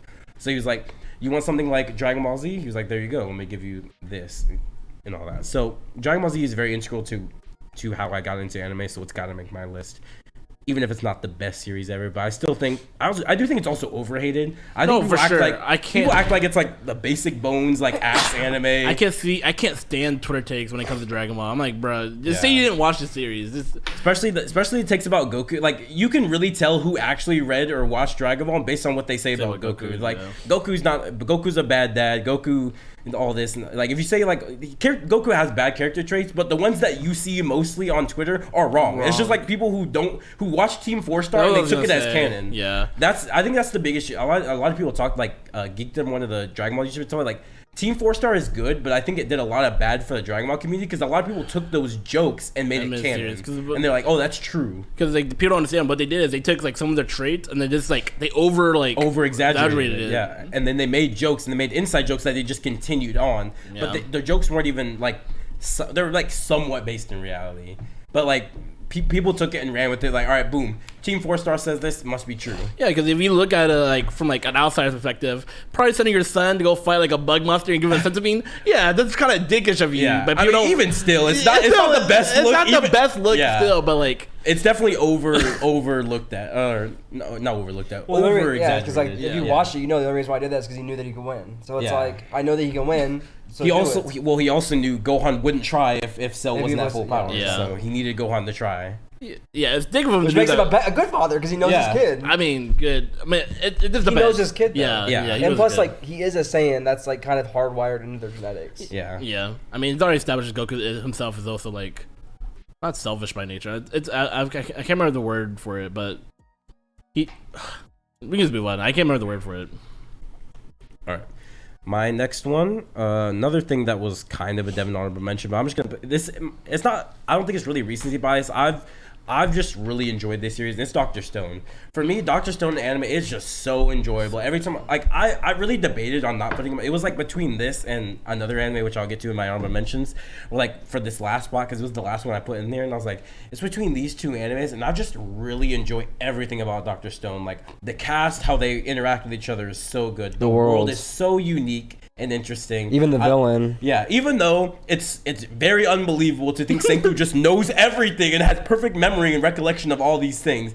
I don't care. I let it slide. I'm like, Senku's a god, and we let it slide. That he just knows everything. Yeah, they bounce it out by having this man who's just strong and over one-shotting like The ultimate primal being. Dude, that arc is really good too. Seeing how also a little bit of spoilers here for Dr. Stone, but it's all animated, so it's whatever. But like seeing how Tsukasa went from being the main antagonist to being then a friend of Senku, yeah. and then they realized their ideologies aren't so different. They just had different Ways of going about it. Yeah, exactly. And just seeing that, it just shows that the author of Dr. Stone he understands a little bit more complex things, as well as doing the fun, goofy stuff, which he does a lot in Dr. Stone, which I enjoy. I enjoy this. They don't take everything too seriously. They have some fun. They have their gaggy anime moments where they like the girl who's a watermelon. Realistically, she doesn't fit in that watermelon. There's no way she would. But like that's the gag, and that she can do that. And it's like it's whatever. It's cool. I like that it half takes itself seriously and half doesn't. I think it's a good mix of it. Yeah, agreed. I also love the science of it. Science? Like just watching Yeah, it's real life science. It's real science. Practical in the sense like they always say is like some of this stuff will work, but not to the effect you see. No, in anime, but obviously. like, but it does work. It does like making gunpowder. That's Yeah. how you make gunpowder. That's how Yeah. you can make gunpowder. Yeah. Is So it gonna it's work like- the same way it works in the anime? No. No, but it's gonna work. Are you gonna fuck it which up? is why they Probably, warn but you yeah. not to do it. Exactly. Yeah. Because you're gonna get a result, but not the ones you're like. Yeah, yes, or like the yeah. making of like cola or noodles, Yeah. or ramen. Like that's how you do it. Yeah, and it's it's to just really cool. and it's to the point where people like replicate it on YouTube, like, oh, this is how Senku did And it it works. in the end, like in the Yeah. anime, and yeah, it works. And then like, yeah, this shit tastes also, like you said, like yeah, this Yeah. shit it tastes Yeah, awful. that's what he said in the anime too, though. That's the thing. They didn't try to act like it tasted good. No. And that's one thing I like about like Japanese authors versus a lot of American authors. Sometimes they actually take the time to research and know what they're doing and actually make stuff make sense. Whereas a lot of time, like you watch a cartoon like Johnny Test or Dexter's Laboratory, they just throw in chemicals and then make something. Yeah. Dr. Stone, he actually tried to make it make sense for why everything is working, which is what we talked about like before with JoJo, like how Araki actually tries a little bit to understand the physics of things. Baki, he understands like the fighting things. A lot of Japanese authors actually care to look into what they're talking about and make it make sense. Right. And that's why I really enjoy Dr. Stone. I don't think this guy's a scientist. Maybe he is, but he clearly took the work to look into everything and how it could be made. Right. Such a good series, honestly. I feel like you probably have seen Dr. Stone, but if you haven't, definitely watch it. It's so great. Agreed. Before I get into this next one on my list, it's kind of a little bit of what Deven said as well, but I feel like for me, I've genuinely had like 4 or 5 different animes be my favorite anime at one point. So there's a couple animes in here where at one point they were my favorite anime of all time. Like Dragon Ball is one of them. At one point, Dragon Ball was my favorite anime of all time. It is no longer that, obviously, as you can see, it's not in the GOAT spot. And this next one is one that for a long time, depending on what year you talked to Gabe, this was Gabe's favorite anime, and this one's gonna be Death Note. Yeah. Death Note. I mean, it's at this point everyone knows Death Note. I really don't have to talk about Death Note. It's the second most popular anime in the world. You probably know Death Note. If you're watching our podcast, you're probably an anime fan. You've probably seen Death Note. It's a pretty fair take. Don't think I should really have to explain Death Note too much, but I really love the psychological thriller aspect of it, the mystery aspect, which is kind of what Death Note's taking the spot of here for me. Is it's taking that the little mystery spot for me, because I do enjoy the mystery. It's not really a whodunit because you know who it is, but it's still a mystery in the sense of the detectives do still have to figure it out, even though it's cat and mouse. That's what it is. Yeah, it's a cat and mouse game, and I do really enjoy about it. And there are still some mystery aspects of it as well. Like you do still got to find out the other Kira at certain points. Yeah, at certain points. But you're not aware of everything L is thinking. So everything L is thinking is a mystery to you. But you kind of not everything, but a lot of what L is thinking is a mystery to you. So you do still have that mystery aspect of it. It's like, how is L deducing this stuff? Like the whole first episode, like the whole scene L does to just narrow it down to the Kanto region. So just amazing. Stuff like that. So yeah, it was mainly to fill that whole mystery spot, which I like, and the cat and mouse game as well, because there's other animes I enjoy, like Moriarty the Patriot, who has the similar dynamic, and I think this one just kind of covers in there well. Next up, I forgot I had this as a duplicate as well, so Steins Gate was also in my list. That was a duplicate. I forgot about that as well. Next up, this one I've talked about before. It's Monogatari. I think for certain series, I don't think you have to necessarily pick a season, but if I were to have to pick a season, I'd pick the Monogatari second season. But I don't know. I would just take it as a whole, like the entire series. But if you wanted to pick like a favorite season, that would be my favorite season though. And I've talked about this in the character theory. I think it's a very character-driven show. So if you get into the show and you don't really like the characters, you're probably not going to enjoy this show. Also, it's a lot of reading, a lot of not deeper memes, but like it is a little bit deeper, so it's not a surface level anime. You do kind of have to read into it, and you do have to kind of understand the nuances of things, and you have to understand why these characters are doing these things. So I really enjoy this series. I love slice of life anyways. This is a slice of life, and I love character driven shows. This is purely a character driven show where the characters are the motives. It's kind of a monster of the week for pretty much the entire series. It's like a monster of the week in a sense where it's like 2 or 3 episodes. It's dedicated to a certain apparition where Araragi, the main character, has to go figure out what their apparition is and how to cure them of it. And so it's Monster of the Week for pretty much the whole series in that sense. But there is the overarching story of Araragi trying to what is he even trying to become at this point? I don't know. I guess there's no overarching story of it really. It's more like it really is just Araragi going around helping people in his town. That's really what it is. There isn't really an overarching story now that I think about it, because it's not like he doesn't find, because they do a time skip to this. It's not like he finds himself or anything. It's not like that type of story. It is really just a story of characters interacting with each other, and Araragi wants to help all these girls. He's very pervy, so he's also a pedophile sometimes, which is weird. Sometimes, I don't know. It's a left field, man. I don't know. He's a pedophile. What? Sometimes. I don't know. It's weird. He's not actually a pedophile, but he jokes about being a pedophile, so it's weird. Yeah, it's weird. All right. Yeah, so it's not like Meliodas. I mean, it's anime, it's to be expected. All right, next one. This one's to fill my isekai spot, because I had Konosuba in here, but that wasn't really to fit the isekai spot. That was more to fit the comedy spot. My actual isekai slot here. This is hard for me because for a while it was a lock pretty much to be that time I got reincarnated as a slime to be my slot for it. But now it's actually moved because this anime just really is goated like that. It's just a perfect world, and it's Mushoku Tensei. I think the world in Mushoku Tensei is just phenomenal. I think everything about watching Mushoku Tensei great. Studio Ban, the thing is about Studio Ban, the studio that makes Mushoku Tensei, they were not a studio that existed before this. They were a part of another studio, which I can't remember which studio they were a part of. They left that studio because they read Mushoku Tensei and they wanted to make that an anime. So they made Studio Bind just to make Mushoku Tensei. That's amazing. So that's why it looks so beautiful. All their resources and everything is dedicated to just making the anime. They're like, we're not going to make any other animes. This is the only anime we want to make, because it was their favorite light novel, and they're like, we need to make this reality. So production on it is phenomenal.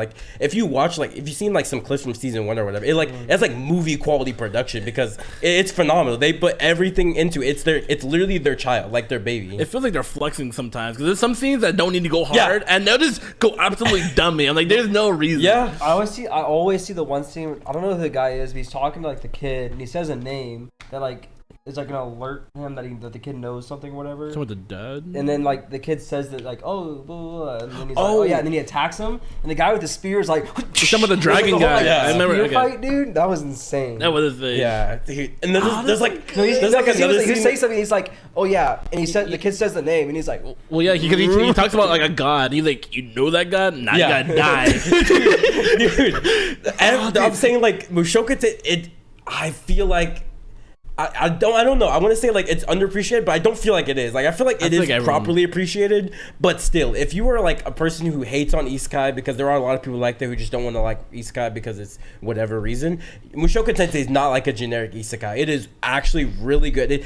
The reason I don't have Magi on my list is because of Mushoku Tensei. I feel like they cut similar veins in a sense. Yeah, look at it. So, and I didn't want to put both of them in there because I feel like it would be too similar as well. Like, in fact, I love Magi's world. I love the politics of it. Same with Mushoku Tensei. I love the world of Mushoku Tensei. There's not really politics per se. There are a little bit of politics in there, but there's social hierarchies in there that matter as well. And the characters as well. We talk about characters a lot, but the characters are important, at least for me in anime. So the characters in Mushoku Tensei, like a lot of people hate on Rudy as a character because they think he's like a pedophile as well because he's a grown ass man in a child's body. It's weird sometimes. It is weird. So I admit, like there are some things where I'm like I'm not gonna defend my boy on this statement here, but not a lot of everything, but most of the things he does make sense to his character. Like he's not like Meliodas where it's just like, okay, actually no. I think you can argue. No, it's hard. I think it's pretty similar. I guess it's a little similar to Meliodas, but not really. I don't know. In the sense where like you could argue it, but it doesn't look good. I mean, it's like the argument like, oh, if I send like my consciousness back to like when I was like 10, can I do some of the things like should I date? Should I kiss this girl? Like, but it's such a sci-fi thing that you don't truly understand what happens to your brain when you get transferred into a baby, because that's what happened to him. Yeah, he was a grown ass man put into a baby's mind, and that's the what a lot of people use to defend him is that. Because this is talked about a little bit, especially in the light novel. I guess not as much in the anime. That him being sent to a baby did affect his mind. Like yeah, because I think even in anime he might have said this where he's like normally I would not find her attractive, but for something about like my adolescent mind mixing with my new like. He does get affected by the fact that he was put in a younger body, so it does affect his mind, which is what a lot of people use to defend them. So. There is that. It's a whole sci-fi aspect you can't even account for. It's like you can easily say, okay, he's an adult put in a kid's body. Why is he going after kids? But you have to think he wasn't just like he wasn't just an 18-year-old put in a 13-year-old's body. He was an 18-year-old put in a 1-year-old's body and then lived to get to 13. Yeah, he had to live. That is insane to even understand how his brain can function after. I know a lot of people use that against him. Like not only was he 18 put in a baby's body, but then he had 13 more years of experience. I'm like, that's not how that works. 13 years like growing up like in a whole new world. It's so different. It doesn't work like that. But yeah, like I don't know. We don't need to talk about the pedophile stuff too much, but I do think like it is like it's another thing where it's like Twitter takes the service level and they're like, boom, this is true. Yeah. It's like there are deeper stuff to it other than that. But yeah, Rudy's character in general is really good as well. I do think he's a really good character. I love his character arcs because they feel so real. Like even though he is kind of like our age, so he's it's kind of hard to see him in a younger body when he's like 15 or 16 at this point. But at the end of the day, if you realize what he did in his adult life was really nothing, his new life in this world is really him living his life basically for the first time. Because he didn't really do anything in his actual life. So this is him actually living a life for the first time. And seeing him go through stuff like depression and heartbreak and stuff is so real. Because he does it in a real way. Whereas a lot of animes, they go through heartbreak and it's like, I'm going to cry, I'm going to be depressed. Like his heartbreak feels real. Like, yeah, like that scene with his dad. Like, after like seeing his dad, it's so sad. I feel like the emotions in Mushoku Tensei just feel so much more real than a lot of other animes, and I definitely recommend it for anyone. It's one of the better animes out there. It's definitely top tier for sure. Next up, before my goat here, I believe one more. Yep, is Full Metal Alchemist Brotherhood. For me, this is the anime I have watched the most of any anime. Like Death Note second, but I've watched Full Metal Alchemist Brotherhood like countless amount of times. Like when I first watched it, which is I want to say probably 2015 or something like that. I watched it and I was like, this was before I knew about my anime list, so I didn't like know it was the top anime of all time. I didn't know that. I just saw it was on Netflix because it was one of the only animes on Netflix at the time. That and Death Note. I watched it and I was like, this is peak fiction right here. This is like It's goated. I was like, this is truly like peak fiction right here, and it's goated. And then as soon as I finished it, I rewatched it because I loved it that much, and I rewatched it again. I was like, this show is just perfect. I see no issues with it, and I think like later on in life, I want to say I figured out about my anime list probably like 2018, probably it's like around the Fortnite days or something. But that's also when I started to know Jose, and Jose was like, "Oh yeah, I've seen Full Metal Alchemist Brotherhood too. It's goated." And I'm like, "Yeah, it's goated. We should watch it real quick." And then we watched it as well. And then getting into the my anime list days, I realized, oh, it's the top anime on my list. I was like, that validates my opinion. I validates my opinion. I knew it was the GOAT. It's not my favorite anime anymore, but this goes into what I was saying. Like, at a certain point, this was my favorite anime. Like, when I watched it, it was my favorite anime of all time for like a long time. And then I think after that, I was like, all right, I'll give it to Death Note because I wanted to be a little different. I was like, all right. I was like, Full Metal's the basic shonen. Death Note's different. It's like slice of life. In my mind, at that point, that was slice of life. Death Note was slice of life at the time. I didn't know true slice. It's like real life. Yeah, I didn't know true slice of life at that point. It's real life if there was Shinigami and Death Notes. Yeah. Well, I mean, Mob Psycho is a slice. You could be a slice of life with supernatural aspects. Yeah. Yeah. But yeah, like I was like that's why I ended up going the Death Note route over Full Metal. But I think deep down Full Metal was still always my favorite over Death Note. But I just wanted to like have something different. not generic. Right. Even though now realizing Death Note is actually more generic because the second most popular anime of all time. So I don't know. But yeah, Full Metal Alchemist, really great story. I mean, not much to talk about. You've probably seen it. If you haven't seen it, I don't know what you're doing. It's number one on my list for a reason, with quotations and asterisks, because it shouldn't be like it shouldn't really be number one. But like at the same time, I'm not mad at it being number one. Like if it was organically number one, that's fine. The issue with Full Metal is really the fan base. Yeah, it's like sure, who's to say? Maybe over time, even without the fan base downvoting it, it probably would have still went to number one. Yeah, no one would know because you guys never let it happen, so we don't know. But it is like I think no matter what, even if they didn't downvote stuff, it would definitely still be top five. Like for sure, it would still be top five. Like you said, it's perfect. There's no qualms. I see no qualms as Full Metal. I really can't see any flaws like with it, except people could argue like the first arc, but that's really it. That's really it. Because after you get past that first arc, it's like he's coasting from there. Everything just hits its stride. I don't see any issues with this series at all. The characters are great. Like so many iconic moments. Yeah, like it's not like the characters don't do anything to like be extra, but they just perfectly fit their role. They fit into this world. It's phenomenal anime. I feel like I'm just saying generic stuff about it, but like that's what it is. Like it's what it is. It's just a damn near perfect anime. I would say it is perfect, but it's not my GOAT because GOAT's not about being perfect. My GOAT is actually Clannad.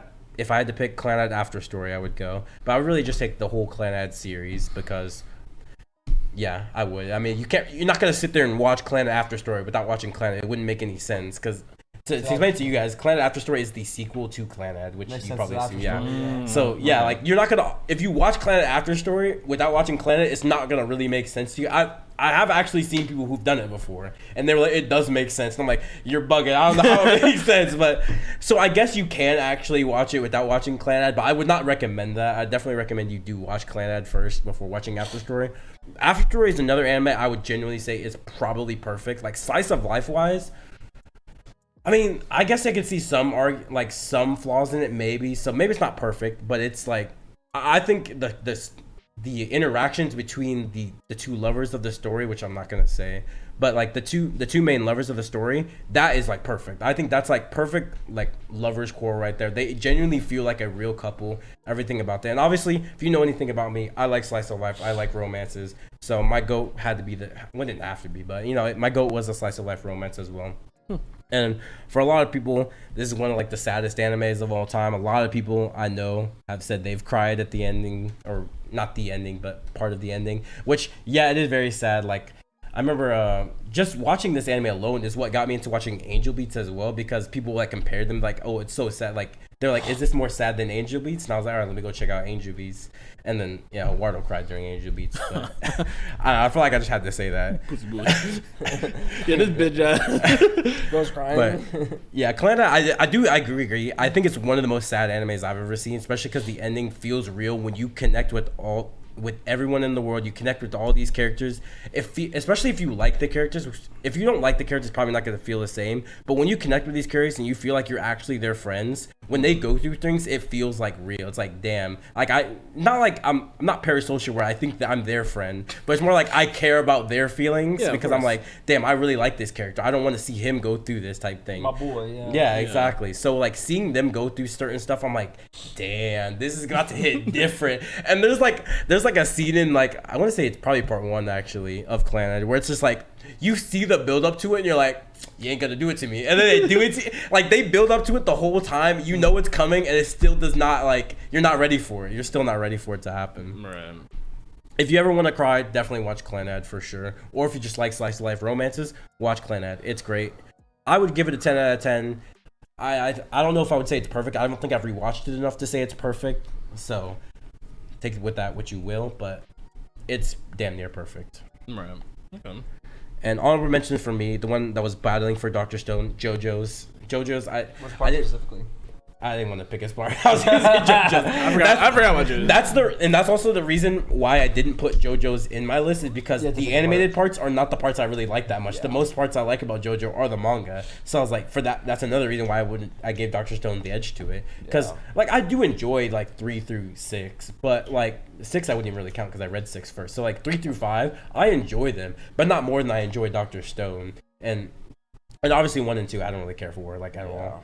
Right. So I didn't give it to JoJo for that reason. I didn't think it had enough like push, at least in the anime sphere. In the manga sphere, yeah, like, manga sphere for sure. Like manga. we're probably not gonna do a manga 3x3, but if we ever did, like a JoJo part would definitely be in there for sure. But yeah, that one didn't make my list. Naruto, for the same reason as Deven said for Dragon Ball. I read Naruto. I didn't really watch it. I only watched fights in Shippuden. I never actually watched Shippuden. I just watched certain fights. Like I watched Madara versus the 5 Kage, Madara versus the Shinobi Alliance, and all that. And like the cool fights I really cared about, like, well, this isn't really cool, but I like seeing the Sazori versus Chio and Sakura. Yeah, like it's all fun. the Akatsuki fights, I watched all of those. Yeah, basically. all amazing. Yeah. So I watched enough of Shippuden, but not enough to say like it's in my anime 3x3. Like Naruto will probably like get consideration for like a manga 3x3, but not like anime, no, because I definitely read more of it than I watched it. Right. And I would go the same for Bleach, even though I don't think Bleach would have touched it anyways, but I don't think it would, but I definitely read it as well. What else? Code Geass. I didn't put Code Geass in because Death Note I feel like pretty much covered. Death Note and Steins Gate together like kind of nullified what I would need Code Geass for. I know Death Note so much compared to Code Geass. Yeah, exactly. Like, from the characters, not necessarily the plot, but like the feeling of the plot and everything. Like they're very close to. They make you kind of feel the same thing. Yeah. Another romance for me was Fruits Basket. Another one didn't make my list as well, mainly because I went towards Clannad. I didn't want to have too many of similar. I think Clannad and Fruits Basket are kind of similar, so I ended up going for a Clannad instead of that. Vinland Saga was as well for me, but that's mainly the reason I didn't put Vinland Saga in, because I was like, I really only watched season 1 of Vinland Saga. Like that's it. So I didn't think season 1 was. Okay, it is really good, but I didn't think it justified being like better than series that I've seen for like 3 seasons or something. Like just that one season, especially when I love Vinland Saga for the manga as well. So it's like I think Vinland Saga would have to make an argument for the manga sphere versus the anime sphere, because just one season of it I don't think is enough for me to like justify putting it up there. I'm trying to see what else. I had quite a bit in here. Attack on Titan, another one. I just feel like Attack on Titan like doesn't really represent my taste at all. Like I enjoy Attack on Titan thoroughly, and I will watch it every time it comes out, but I don't think it's very representative of me to put Attack on Titan in there. It's just like it's just an objectively good show, but it doesn't represent me as like my taste. So that's why I didn't think it had any place in there. Ghost Stories, at least the dub for Ghost Stories, yeah, hilarious. But I already had Konosuba in there, so I was like, and I also feel like taking the dub for Ghost Stories is kind of like cheating, because it's not really. It's weird, yeah. Yeah, it's kind of weird. I consider it valid, though. Yeah, it is valid. It's a different experience, you know? But I think I have to like it's too many stair-stepping arguments to make it make sense. So I just didn't want to go for it. I just wanted either Baki or Fate, just from like my straight like monkey brain hands anime to be in there. I thought about Fate Zero. Yeah. If any of them make Fate Zero for sure. Yeah. Like, I would definitely like Fate Zero more than Unlimited Blade Works. But yeah, like those were the two I was thinking about for like just what do I turn my brain off? Just want to watch hands? Baki and Fate Zero as well, or just any Fate really. True. Yeah. What else? Oh, it's stuck. what was it? Oigaru, which I talked about in the character 3x3. Also didn't make it mainly because I didn't want to have too many romances in here. I feel like cover the same bases there. Movies, the only movie I did think about putting in there was Your Name, which because I really did enjoy the movie of Your Name, but I don't know, just didn't end up really making the list. Like it comes down to a lot of the stuff that doesn't make the list. It feels like I just hit a similar vein than something I already had in the list, so I just had to make a decision. And then my last one here is gonna be Haikyuu. Like I enjoyed Haikyuu as well, but I don't think I enjoyed it more than it doesn't. And also, I'm not like a sports anime kind of guy, really. So I don't think putting that in my list would be very genuine. Because it's not like Haikyuu represents like the fact that I like a lot of sports anime. I'm like I've really only seen Haikyuu and then Blue Lock and then Grand Blue. That's like the only sports animes I've seen. And then again, Grand Blue and Blue Lock I've read the mangas for, so it's like I don't know. That doesn't really represent me. But yeah, those are my honorable mentions for the most part. So many more I could have thrown in, but I feel like they just covered the same veins of stuff I already had. All right, Tyler. My turn. I do have some dupes. How many? Let me see. Not a lot. Actually, one more honorable mention. Yu Yu Hakusho. Yu Yu Hakusho, yeah. 1, 2, 3. I have 3 dupes. Yeah, not bad. So I have Dr. Stone on my list. As I talked about, like I fucking love science, and the whole reason why Senku made my anime character 3x3 is because I love him as a character. I love how outlandishly smart he is. As we talked about before, and we're kind of just reiterating the same points. It's just the real life science aspect of it. I love it. I love the story of him. Although there is episodic stuff, it's an overarching plot of trying to survive in this world and create another world and everything, and it was really fun. Save humanity. Save humanity. That's what it is. Fun. So that was really interesting. I absolutely loved that. I had Dragon Ball Z Kai. Not a dupe. I didn't have Kai. I had OGZ. I never watched Kai. True. You know, okay. Well, I figured it was like the same thing. It is. But I don't know if I ever talked about this in the podcast, but I know I've definitely told Deven. It's like I had like some like weird hate boner for Kai. Like I was like, no, I will refuse to watch Kai. Well, I'm gonna say it's the same because it's the same story. It's the same story. It's just better pace. It's just better pace. I mean, that was the first, even though at the time, it's not the first anime I watched, but it's one that I was probably like the longest term one I watched when I was younger. I didn't know it was an anime at the time because I used to watch it on Nickelodeon. So I was like, oh, it's just like a cool fighting cartoon. It's not really like an actual, I can say it's like an actual anime because I didn't know what anime was back then. I was like, it's just this cool cartoon that comes on sometimes after SpongeBob. You know what I mean? Right. So I probably watched Dragon Ball Z Kai for like 6 years, honestly. And they rerun so many arcs, and I was a fiend for it all the time, like all throughout like elementary school and then first part of middle school. And then at that point I watched like Dragon Ball, and then I watched Kai again, and then I read the mangas for Dragon Ball and Kai back in middle school. So those are definitely like a big part of my initial entry into anime, which is why I have them on this list. Although I didn't know it was an anime at the time. Right. Yeah. And then finally... Well, actually, before you get to so you like agree with what you said about like the Dragon Ball thing is like, for like it's weird because you would rewatch Dragon Ball so much and not even like care about progressing to the next arc. Like for me, I generally did not, like I started watching Dragon Ball like 2011, 2012 is like when I first watched it. When I was younger, I did not see the Buu Saga till 2016. It was in high school when I saw the Buu Saga. Yeah, like, it was high school for sure. I saw memes like how they were in the Cell Saga for like the longest time. And I remember my friend, he was a huge Dragon Ball fan. So every once in a while he'll put on Kai. I'm like, bro, we've watched this episode already. He's like, no, we haven't. I'm like, dude, I've seen Cell in this form. It got to the point where I knew like just by the title almost exactly what was gonna happen in the episode. Yeah. And I'm like, oh shit, this is where Cell fights Android 16. I don't know why they were that. I get hyped. And the thing is, like, you could tell, like, if you talk to me about Dragon Ball, my knowledge was like so like refined when it came to like anything like pre-Buu Saga. And then you kill like Buu Saga, I'm a little rusty. I'm like, I think I remember this happening in the Buu Saga. He fought Goku once. Because I've seen like all of Dragon Ball Z aside from the Buu Saga probably like 20 times. I saw the Buu Saga like twice maybe. Yeah. No, like I rewatched this so much, and like it's like, oh shit, Frieza's going final form. Oh my god. Super Saiyan unveiled. It's like, yeah, they love Goku for the Frieza. Like, well, I mean, it's the two iconic guys. It's probably arguably the most iconic transformation in anime. history. I don't know. Probably it is. No, it is. There's no I probably. can't. I feel there's like, no debates. It is the. I'm always Not like, even the there's debate no, right now. What, Gear 5? No. Yeah, that's all they know. There is no debate. Super Saiyan is the most iconic transformation. No debate. That's why I said probably. There's no probably. He's probably like no shit. But think you're fine, dude. I was gonna say Gear 5. All right, but speaking of Gear 5, I also had One Piece on my list. Obviously, course. it is actually in my GOAT slot.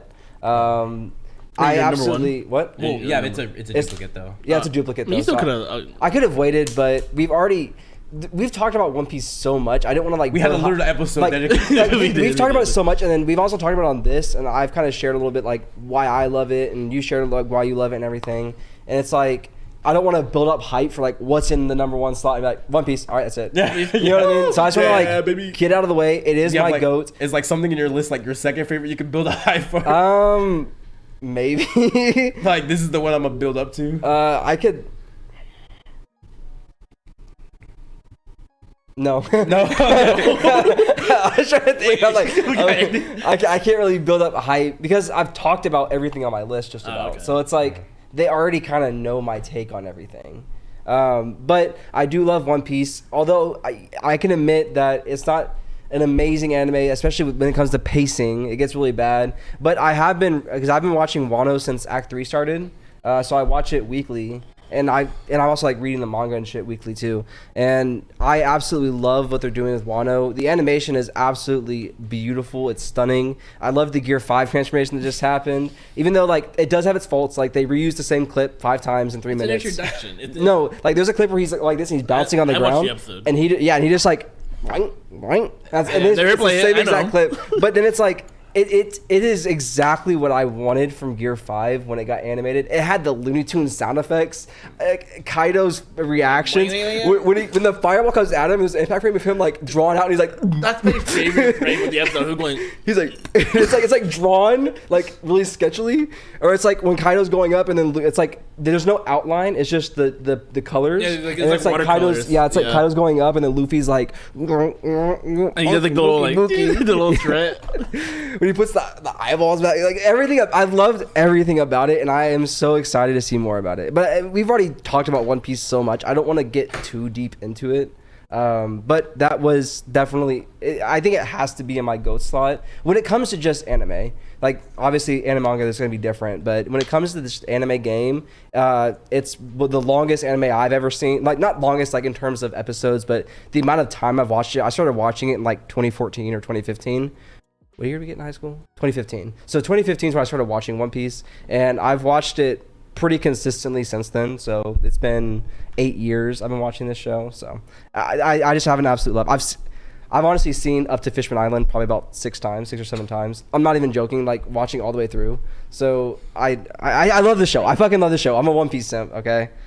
But I can get into the more original ones. So first on my list, I do have Digimon. So I was a big Digimon over Pokemon. That caught me off guard. I was like, Digimon. So I was a big Digimon kid when I was younger. When it comes to the anime, I remember having the VHSs of the episodes, and I would put it because I had a TV in my room, but it didn't have cable. It would only play like VHSs. But no. I love Digimon. The reason why I took it over Pokemon is I actually never rocked with the Pokemon anime. The only part of the Pokemon anime I rocked with was Indigo League, which is season 1, the very initial season, and that's the only one I really rocked with.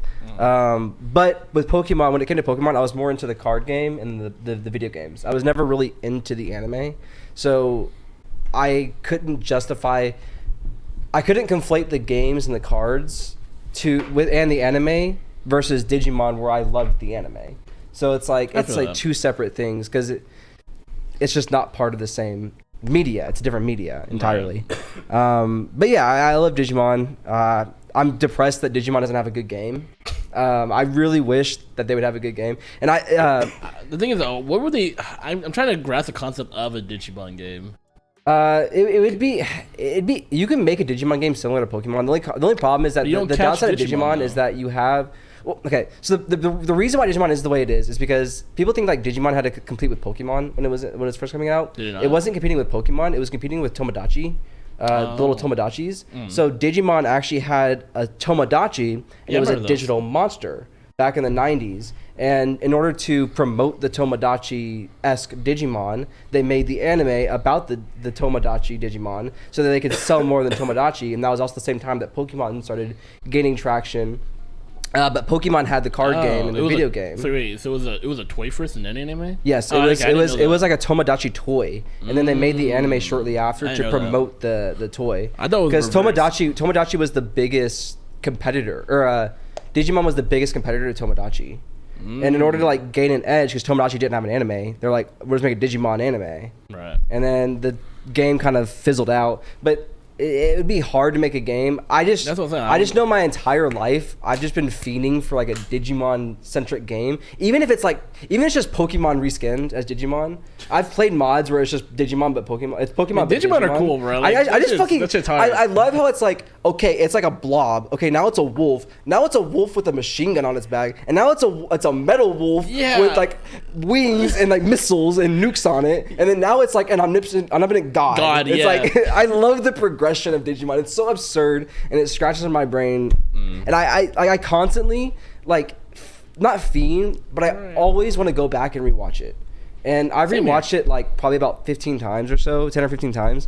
But like every time I see any inkling of Digimon media, like when I saw that one guy I was talking about, I was like, fuck, I want to go watch Digimon again. Like it holds such a special place in my heart. Yeah, it's to the point where I get clips like in my YouTube and I like all the Digimon transformations. I'm like, well, it's like, I got an hour. Let me watch all this. And then I also love the fusion. So it's like you have the mainline transformations, and then you have two mainline transformations, and then they transform into a fusion, and then that fusion, When do they fuse? You have Omegamon, which is War Greymon and Metal Garurumon, and they fuse into why can't I remember? I don't know. It's either Omegamon or Omnimon. It's probably Omnimon. But it was from the movie. No, because they're not. Some of their names are created because sometimes they're like Devilmon. I'm like, all right, Devilmon. Devilmon's like the main villain of the season. I know. But like the Omnimon is from the movie because there was a computer virus that was like basically infecting the world, and it was like I think it was dragging people into the digital world and like feeding on their life force. And then they're like, yo, we gotta stop this. This huge threat. It's like a planetary threat. I don't remember what movie it is, but I think I don't know how many Digimon movies there are. But I remember like the movie where like you see like Greymon, he's like beat up, and like I think Ty was like, "Get up, Greymon!" He blows like the whistle. Yeah. And like I don't know what movie that is, but I thought that movie was goated. But it's a special place in my heart. So number 2 on my list, I have Fairy Tail. The reason why I chose Fairy Tail is it was the first anime that I watched knowing that it was an anime. It was back in 6th grade. You told me to watch Fairy Tail. So I went ahead and watched it, and I probably within the span of middle school, I watched it like 5 times to the point where like there was a point where like I pretty much knew.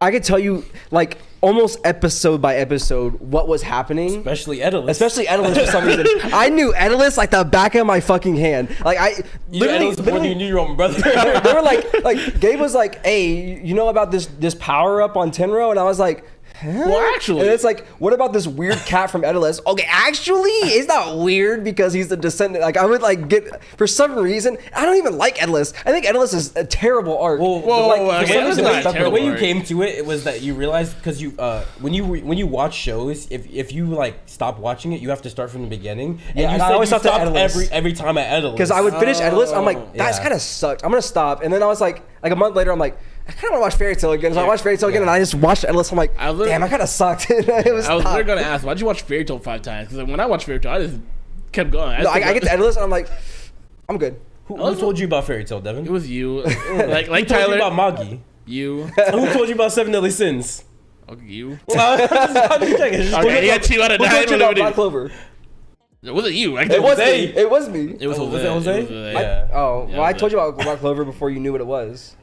I probably didn't care nor listen, but I saw Jose watching Black Clover Hill. She looked like kind of hype. But yeah, like you know, it was my first anime I watched knowing it was anime. But also, I think Fairy Tail, because I do love the shonen genre, and I think Fairy Tail it plays heavy into like such a generic shonen theme, like the power of friendships and random power-ups and backstory. That's what I'm saying. Like it feeds so much into the shonen generic shonen tropes, and I do love shonen.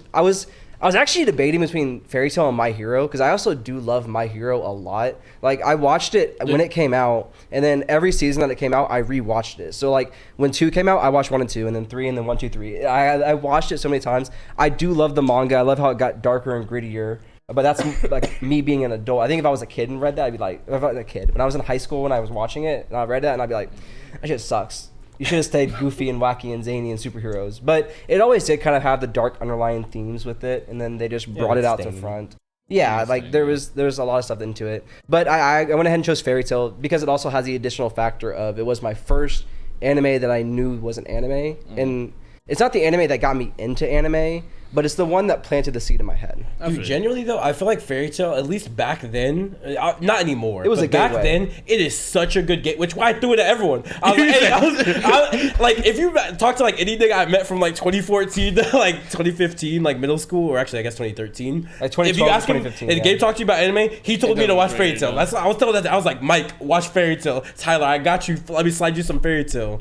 It was like the number because like it's a gateway. It's like it's literally just like. It's like you said, generic shonen. It doesn't do anything crazy. Doesn't do anything to like make you not like it. If you like shonen, you're gonna like it. But like, So I just remembered this is a specific memory. It was in 6th grade. We were at the lunch table, and I was talking to Mike because we went to elementary school with Mike, and I remember he was talking about like making a video game back in like 4th or 5th grade or both. I don't remember when he started, but he was like talking about making. He had like this notebook that was like his secret notebook, and no one can look inside of it. And then we were at recess one time. He was like letting me read through it. And it was decent like story, and then he was like, yeah, I was talking to this guy online, and he said he's gonna start like helping me animate it and stuff, and I was like, okay, because I was young, I didn't know like the process of it. I thought it was weird. I was like, you're talking to some guy online. That's weird. You're 11. Weird shit. I'm like, dog, you're in middle school. But anyways, I remember he showed me the character design for the main character. And then I was like, that guy looks pretty cool. And then you told me to watch Fairy Tail, and it was just fucking Mystican. Like, it was literally just Mystican with all the staffs and the hood. That's all it was. It was just Mystican walking around the street. Cool, though. He looks clean. He's like, yeah, this is what he drew for me. And I'm like, cool. And then I watched like a month later Fairy Tail. I was like, that's just fucking Mystican, dog. And I confronted Mike, and he's like, no, it's not. You didn't go like, oh my god, Mike's character got made. It got animated. Oh my god, this is Mike's anime. It's so good, Mike. No, I thought, as soon as you said Mike, I was like, I put Mike flashed on back Fairy into Tail, it. too. Yeah, Good series. but it gets a lot of hate. It At gets a lot the age it is, because like when Okay, you yeah, watch, so I like agree. at certain like arcs, you're like, oh my god, this is so deep, and not to have to Yeah. do this for his friend. Like when Lucy got like abducted, and they had to go like they had like the guild war. Yeah. I thought that was a high pitch. I thought that Yeah. was peak fiction. Remember, we watched Fairy Tail when we were 13 and 14. At that age, it is like well, damn near you're the peak, shonen demographic. Yeah, that's why it's peak. Exactly. It's like, you And are then- the demographic. Of course, people now are going to be growing up like it's ass. It's like yeah, because it's wasn't made different. for Like, Because you have fucking the like scope Full of- Metal Alchemist Brotherhood that Yeah. you watch and Hunter x Hunter. Like, don't tell me the anime ass. scope is so different now than it was then. So even And ain't Demon Slayer, 14 though. Alright. even 13 or 14 year olds now aren't gonna like they're not the same as we were because the scope of anime is just so It's just different. Yeah, it's different. Yeah. But like, what was I gonna say? I forgot what I was gonna say. You said something and it reminded me. I was talking about like the guild war, and like for a long time, Natsu was my favorite character. I was like, yo, no Yeah. one's touching Natsu, bro. I fucking love Natsu. Natsu's the goat. You were like, no one's ever. I don't see anyone being better than this character ever was. Yeah, But I got mad. Like I didn't like, even though I like Fairy Tail, I still like that's such a basic choice. Like pick somebody else. I was like, Nah. I ride for Jalal because Jalal was always my goat. So I Jalal was was, like, yeah. I was like, pick someone unique. You were like, nah, Nah, Natsu's the goat. I actually always like Loxus. I always fucked with Loxus heavy. I fuck with Loxus now. No. I don't know what to say. No, Loxus is I the guy always where like like when I Loxus. got older, I realized Loxus was cool. At the I time, thought he was hated so it. cool. And I'm like, yeah, he's just doing his own thing. He's a rebel. He just wants to have That's why I fun. hated it. I was I like, loved it. Conform. I- Yeah, like how dare you fuck with the I guild? loved it. And then when I got like later on and I started reading like the 100 Requests, I'm like, dude, Loxus is him. Loxus is just him, dude. I fucking love Loxus, bro. 100-year quest Loxus is like peak Loxus right now. He's like in his bag right now. Yeah. He's just going crazy. No, but I was gonna say like Fairy Tail gets a lot of hate, justifiably so for some reasons, because I think people try to attribute deeper themes or they compare it to other stuff in the scope of anime now, and it's like there's a couple factors you have to take into when watching Fairy Tail if you haven't seen it yet, which I do honestly like. I genuinely recommend you watch it if you do like shonen, because it's gonna hit every single trope that you want. But take it for two things. And Take good it, animation, take too, it, because A1. amazing animation. Yeah, pretty good But animation. take it for a product of its time. take it like not as compared to stuff now, but as it was in the early, like late 2000s, early 2010s, and then also take it for what it is. Take it at face value. Don't try to attribute deeper themes. Are there deeper themes? Yes. Are they very deep? No. But don't try to attribute something when there isn't. Sometimes the power of friendship just wins. And like, yes, it's justified that Natsu has his power up because of this flashback that he has, but it's the power of friendship that trumps over all. That's the theme of the anime. It's like, believe in your friends, they believe in you. Monkey blown weak, monkey together strong. Yeah. Like, just take it for what it is, and you will have... It's genuinely a good message too for young people. It's amazing for young people. And if you just let yourself absorb it, you'll love it. I mean, people don't realize how big Fairy Tail was during our huge. During it was because I always saw the memes that people always talk about the big three, and they always tacked on Fairy Tail. Like if there was a big four, Fairy Tail would be like the fourth secret member. I remember huge. It was so big. Yeah. And even though, like, I've gotten older now and I can look at Fairy Tail objectively, like, it's not that good of a series. No. It'll always have a place in my heart where, like, absolutely. I'm reading the 100-Year Quest for that reason. It is nostalgic to me. It's one of the, not top 5. It's one of the first 5 animes I've ever seen. I know that for a fact. So I'm going to have a special place in my heart. Exactly. And I'm going to still keep up with Fairy Tail. He's making 100-Year Quest. I'm going to keep reading it. Well, I would even say that, like, he has gotten better over time. 100-Year Quest objectively is better, in my opinion, than, like, it's just the arcs are better. The characters are more fleshed out, in my opinion. Even though they did have a lot of fleshed out in the beginning. Yeah, the art's also better, but I think that's also part of the fact he went bi-weekly, and I think that really helped him actually. He gets time to like think about things, as opposed to having to like, because he's always had pretty good artwork. Yeah, having to do that, but like weekly, it's a lot to keep track of. That's why we have Frankie versus Triceracopter. Sometimes you just need to blow off. Yeah. You just need to throw it down. Sometimes that's why we have a chapter of running in Dressrosa. Yeah. Sometimes you just gotta have a chapter of running. Yeah, that's what I think. This is my headcanon for why Oda has so many dialogue chapters. Is just because of that. He wants a break because dialogue's easy. You just draw the character in the speech bubbles. And then like a big speech bubble. Because like if you ever read like especially One Piece between arcs, it's just talking. Like that's all it is. So it's like that's like easy. And like a generic like. Sunny on the water. Yeah. like it's so they're on the sunny. For all we know, he reused that panel. He probably has and like flipped it and like slightly inverted it. Color swap for some reason. Like, I would not be surprised if he just has like a template of Sunny. He's like, and he just like boom, there's the Sunny. And he's like, you know what? Flip it. Yeah. They're never gonna know. And then now flip it. I'm gonna draw a little island in the back. Yeah. Now they know it's different. It's hey, nobody. That's a different island, bro. No one's seen this panel before. You talking like this was not in chapter 200. Look at that. That's Wano. Wano wasn't in chapter. That is 200. clearly a palm tree. You cannot tell me this is not a palm tree. So you can tell me this is not a palm tree. but yes, like I said, I love Fairy Tail. Take it for what it is, and that's that. Next on my list, I did have Attack on Titan. Okay. I've been with it. When did season 3 come out? That was 2019. 2019. So it was 2019 when I got into it. That was part 2, I guess 2018. Whenever part 1 came out, so it's 2018. Yeah. So like right at the tail end of high school. That's like when I got into AOT. The big reason why I like AOT is because I'm very big into politics, and we've talked about it before. AOT has very not complex but like deep politics and a deep political theme, and I love that aspect of it. Like, yeah, it's cool watching big monsters fight, but it's also cool seeing like Eren get like mind broken, having like Reiner and Bertholdt like being the armored and the colossal titan. Like there's other things like seeing the way the Marleyans treat the Eldians, just things like that. Like I absolutely adore the politics because quite frankly, if our world was put in the AOT world, that is how it would act. It would completely segregate the outclass and try to push them into like their own thing to the point where they revolt. And then like the old king did, he put them on the island and then walled it off so no one can get them. Right. So it's like, that's like, not saying it would happen verbatim like that, but the way that they go about everything politically is pretty much exactly what I think would happen in this world if we were put into the AOT world. Which is not something that I can say, like, if someone got the death note, I don't think there's going to be a light. Like, there's no fucking way. Well, yeah, even if there is a light, there's not going to be an L to find them out. But it's but it's like, light, we're done. But straight up, like, our world, put it in AOT, give it like 100 years, there will be an Eren Yeager.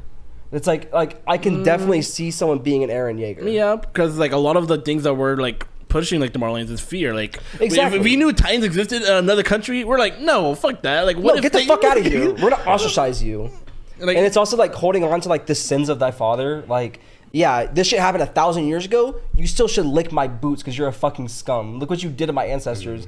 And I think not to get too political, but that's something that I think about nowadays. Well, I was gonna say that's something I think people will look at nowadays with how our society is now and be like, that would never happen. You have to think about just like this is not set in the 21st century. This is like 19th centuries type stuff. Yeah. Back then, the world wasn't like that. It was genuinely about the hierarchy and like they did have this is what your dad is, this is what your family is. You're a peasant system. That was this a is real your thing. blood, and this is what he you didn't are. make. That's not a complete fiction. That was a real system that existed. And then like so it seems like fictional thing like that could because people think about our society now. Well, and there's obviously the parallels between like Jews during the World War II and then like the Eldians, and it's like that is literally something that happened. They had to wear the bands. They were only allowed so much rations. If you went to the wrong area, your sister's getting beaten to death and eaten by dogs. That's literally what happened in the world. So it's like to say that it wouldn't happen is false. Like that's what people would do.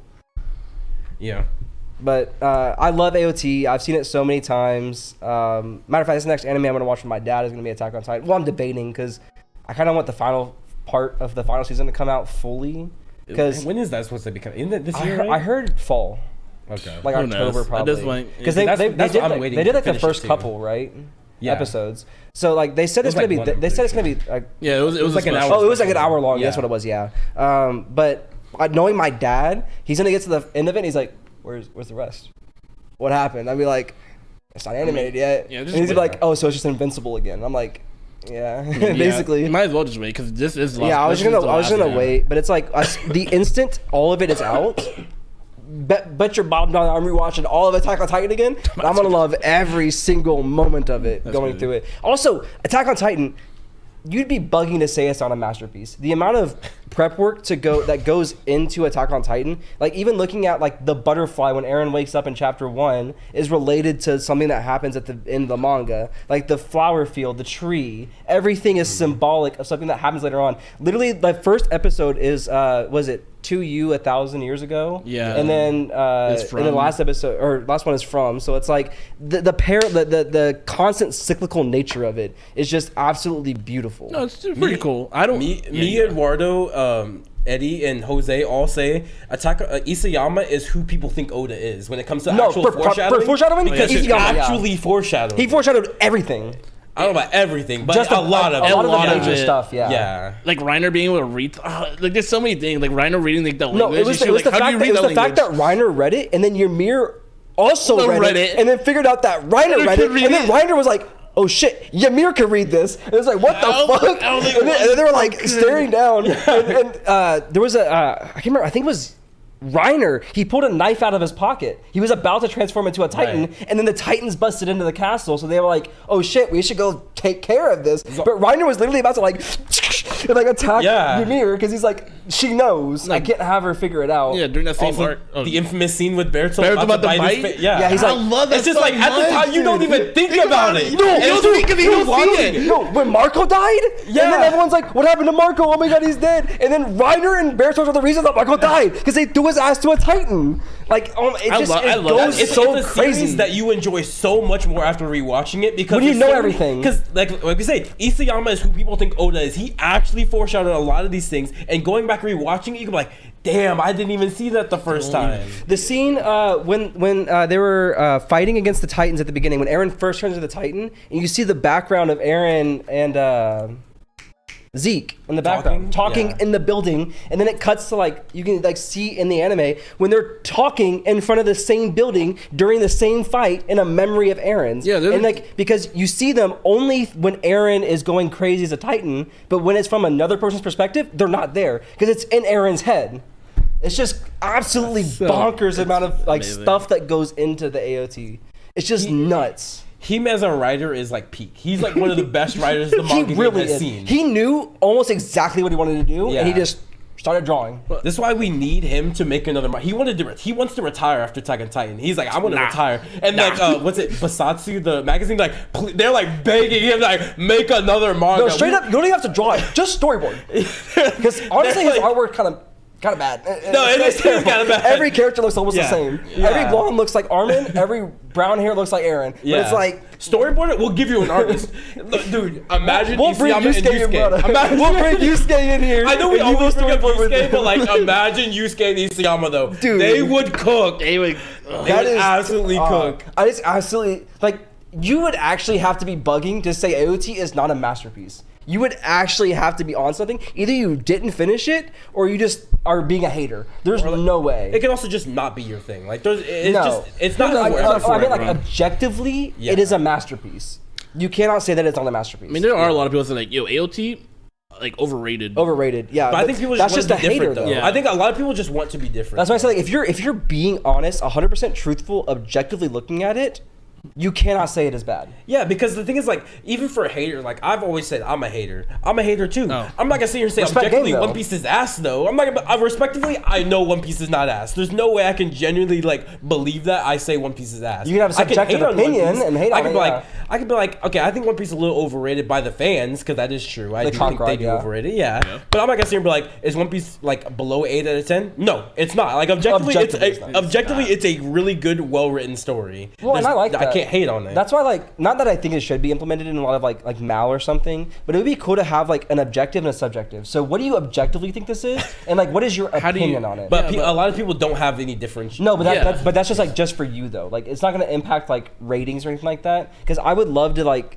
Not just for you, but like it doesn't impact any rating. So it's like you could see like you and I are friends. I can see what you objectively put something. And I can see like we could just talk about it. I understand, but you know what I'm saying? Like I can see someone's profile on there and see like, oh, what did they rate this? Okay, what do they actually think it is in their? I feel that because I do have like a lot of series. I have like a 10. Like I don't truly do the series a 10. I just love it. But I enjoy it. I enjoy it. Yeah. I agree. There are stories like that. So like Grand Blue. Do I think Grand Blue is a perfectly written story? No. It has so many flaws. The enjoyment makes it a 10 though. It is like peak enjoyment. Yeah, so it's gonna be a 10 regardless. But if you're saying like I'm a critic and I have to critique it, it's not gonna get a 10 from me. No way. Yeah.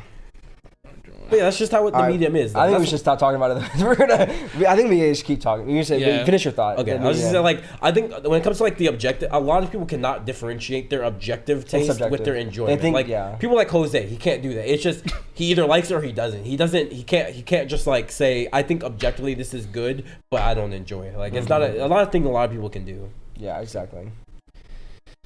All right, on to my next one. I'm gonna get into my sports pick. I did have Haikyuu on my list. Okay. I do love Haikyuu. I love sports. I've been in sports my entire life. Is it the best sports? Something that I've seen or absorbed? No, but I know that the enjoyment factor. It was so slow. Was it season 2? It's got to be 1. Season 2 is not slow. Is it season 1? Maybe. I don't remember what it was. It was the tournament, whenever the first tournament was. First tournament. I don't know. Yeah, the first tournament. It was like super duper slow, and like it was like gritting my nails just trying to crawl through watching it. Like it was so hard to watch. Like I'd watch like 5 minutes and I'd pause and be like, all right, I gotta like decompress for a little bit because it was like nothing happened. It's like the same scene.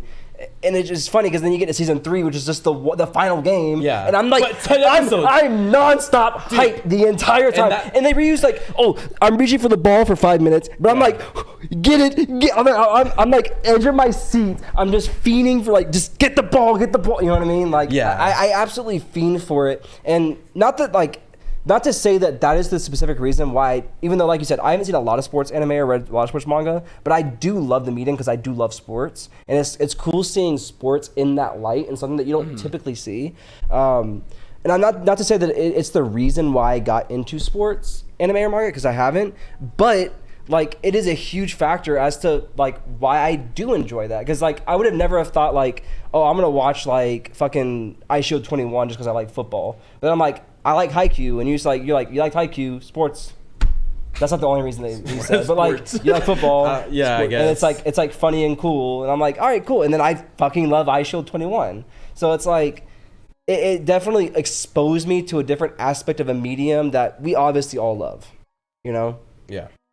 We all like sports. I never played sports, but I like it. Well, sports and anime, we like both of those aspects, and it combines them. Yeah. Who's to say I don't watch something better? Honestly, if Shield 21 had a better anime adaptation, I'd probably put it over Haikyuu. I love Shield 21. Oh man, Haikyuu is just peak enjoyment.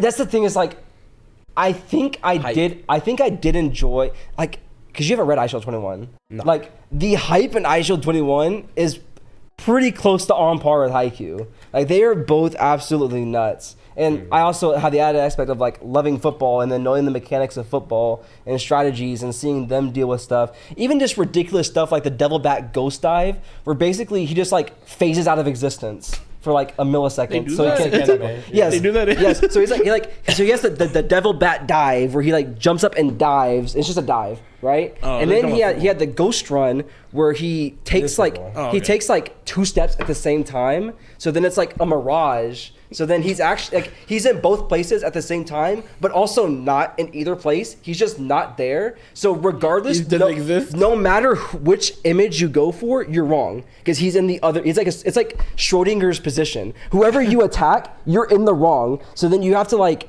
either have a wide reach or like have 2 people attacking at the same time because there's no way. And then you have the devil bat ghost dive where he both runs side to side, forward and back, jumps and dives, and slide and dives all at the same dimensional time. being. He's gotta be a fourth dimensional being. It's anime, bro. How did he do that? It's anime, bro.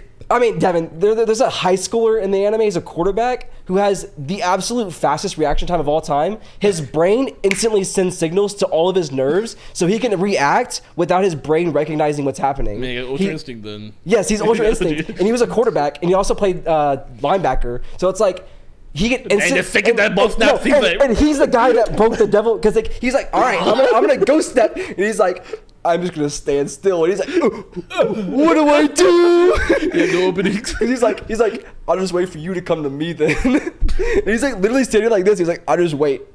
Whatever happens, I'm just gonna feel that. Like I think I feel the air No, move. he felt the air pressure in one of the moves because he didn't know where he was because he couldn't see past the line. So he was just like, and he's like, you're running through the 3 gap. That's literally the shit you see in like memes. Like if I sense the air pressure change just by a mill. He one time saw the reflection of the running back in the lineman's eyes and knew where he was going because he saw the reflection in the eyes. It was like reflecting off of eyeballs, and he's like, I know where you're at. You can't get past me. And he's like, how do I get past them? That's insane. Like honestly, because it has an anime adaptation. I watched clips. It's kind of ass. It's like early 2000s, and it's just, or it might be even like late 90s. Like it's just terrible pacing. They go slow and then they rush through a whole game in like an episode, where in the manga it's like 30 chapters or something. It's just terrible pacing. But if it had anime adaptation, I'd probably put that over Haikyuu.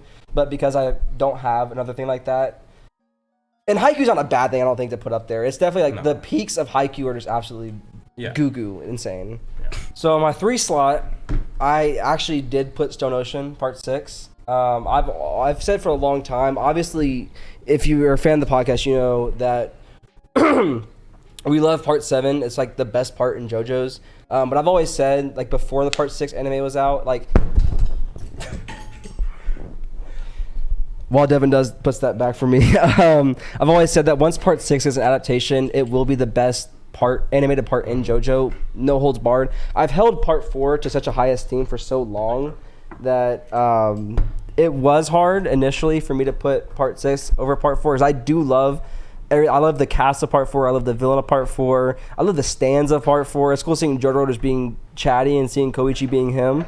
Like, it's just so fun watching that. But you have to give props to Part 6, what it does. I don't really want to spend a lot of time on this because we have talked about it, not ad nauseum, but like a lot on this podcast about why we do love Part 6. I love, spoilers, I love the reset of the universe. And this, like, the I am Emporio, like, it's just, My name's Emporio. I am Emporio. Like, he's just him, you know. Yeah. Poochie is a really fun villain. It's cool seeing the inspiration of Dio go, like, showing that even though Dio's gone and he's dead, his legacy lives on. And then, like, you have Poochie, you have Dio's kids, you have everything going back to Dio's ideals. Poochie trying to, like, chase the perfection, chase heaven, that idea of heaven. He believes that, like, Dio, like, once he does, Dio will be there. Like, Dio is in heaven. You know, he holds him as a god, and it's just cool seeing that. Although I will say, not a big fan of Jolene. Really? She's Whoa, cool. whoa. I really like her. Well, as in a sense of like the Joe stars, I really like. Josuke, not kind of the manga. Why does this keep happening? What's happening? It's just I the stand. tightened. The stand is like fucked up. It's because we're talking about JoJo. Yeah, True. I tightened it so much. Well, also the table is slightly slanted downward, slanted upwards. So no matter how hard you tighten it, it'll like slowly inch out. I think it's also because you move the mic a lot. You do love grabbing the mic. Yeah, because I move a lot. No, I think Jolene's good. I enjoy her. It's just like I wouldn't say she's like the best Joestar, like pro tag of any of the series. I definitely put like Jotaro and Josuke. Josuke maybe. Jotaro. Yeah, I like Jotaro. He's enjoyable, but he's just think, cool. I think Jolene's better. Yeah, my thing is always like I always like fucks with Jotaro because like he's fun to watch do stuff. Yeah. Like Jolene is like objectively just a better character in my opinion. No, yeah, objectively. I'm just saying in my opinion, like I think she's good, but she's not all that. That's just my opinion. I didn't think like the whole Mobius strip thing was cool. Actually, I was like, what happened right now? Like she's just like basically like Infinity. It's just cool. It was smart. But I do love Part 6. Part 4 does hold a special place in my heart, which is why it is one of my honorable mentions. But Part 6 has to take the cake for that one. And I feel like I had to get a JoJo rep on there because I fucking love JoJo. And then in my last slot, I think it's honestly no surprise. I do have Grand Blue. That hits my comedy. Although, like you said, I've enjoyed a lot more of the manga of Grand Blue, but the anime is not just as enjoyable, but there's so many aspects of the anime that I do enjoy. I do think that the jokes in the anime kind of time better than some of the jokes, not all the jokes, but some of the jokes in the manga. Like the whole tennis thing, the mixer, like those. Because I did read the manga and watch the anime, it felt like it hit better in the anime for some reason. I don't know if it's like the sound effects and seeing like the deadpan faces or whatever at the same time as the sound effects. I don't know what it was. The jokes felt like they landed better in the anime. Right. Although I will say the manga is a lot better. But I love the cast. That's another one of those things where it's like the characters themselves are enjoyable, but having them all together and seeing how they interact with each other makes it multitudes better. Yeah. The Version Squad. Objectively horrible people. Okay, you have like Yori, and he's like, I'm gonna get a girl, but I can't. But then it's like you have that, and then you have like Yamamoto. Yeah. Yamamoto, and he's like, don't worry, I'm the Chad virgin. I got this. And he gets rejected, and they're all like, of course you got rejected, fat ass. And he's like, I love one thing. The dynamics of the people. We always talk about this every time we talk about Grand Blue, but one thing I love about the group especially too is like the straight up hypocrisy and like the fact that they're all together. It's like we need to find a girl together, but if you find a girl, you're dead. Like no, because in their perfect world, they would all find a girl at the same time. Like, but you cannot beat them. If you get a girl before them, you're dead to them. They will like do anything they can to ruin the relationship. The whole, it's in the manga, but the whole island arc, like that whole thing, like. I feel like they're their own worst enemy. They are. They are. Yeah. One of them actually got to get game, and then they like showed to this dude's house and was like, "You got me pregnant. You left me. You didn't answer my phone calls. You left that me alone." One character, he's the guy in the group who actually can pull. Yeah, he pulls so many bitches, but they always cuck him every time. They started showing like one of them had lolly hentai. He was like shoving it into the girl's side, and he's like, "Go, we have your delivery. Like, your delivery." And then they had his phone number, and one of them had like the perfect woman voice. Yeah, and, like, he was like talking to him on the phone. And he's like, "What the fuck are you on about?" And the girl's like, "Who's that?" She's like, so you're saying our night meant nothing to you? No, bro. Yeah. No, they will stop at nothing to cuck each other if they feel like someone's getting ahead. Even if it means going broke and like risking their lives, they will make sure you don't get. Even if it means like getting their balls crushed. I'm not even kidding. Having their balls obliterated, they're like, if it means that I get to fuck you over, then we're good. It's to the point where they're genuinely willing, like. They're pushing the line on will they murder? They kind of would. Like if you see the stuff they do, they get mad when they don't die. Because like the stuff they do sometimes, like this is all manga stuff by the way, but like some of the stuff they do here where it's like you're like, damn, that could have killed him. That's what the guy would say. He's like, dude, that could have killed me. You're like, I know, I'm unlucky. like they genuinely want to kill them. Like it's insane. You have to watch Grand Blue is I think the best comedy manga that there is. You gotta read it. Yeah, and I had to throw respect on the anime because like I have watched the anime a couple of times.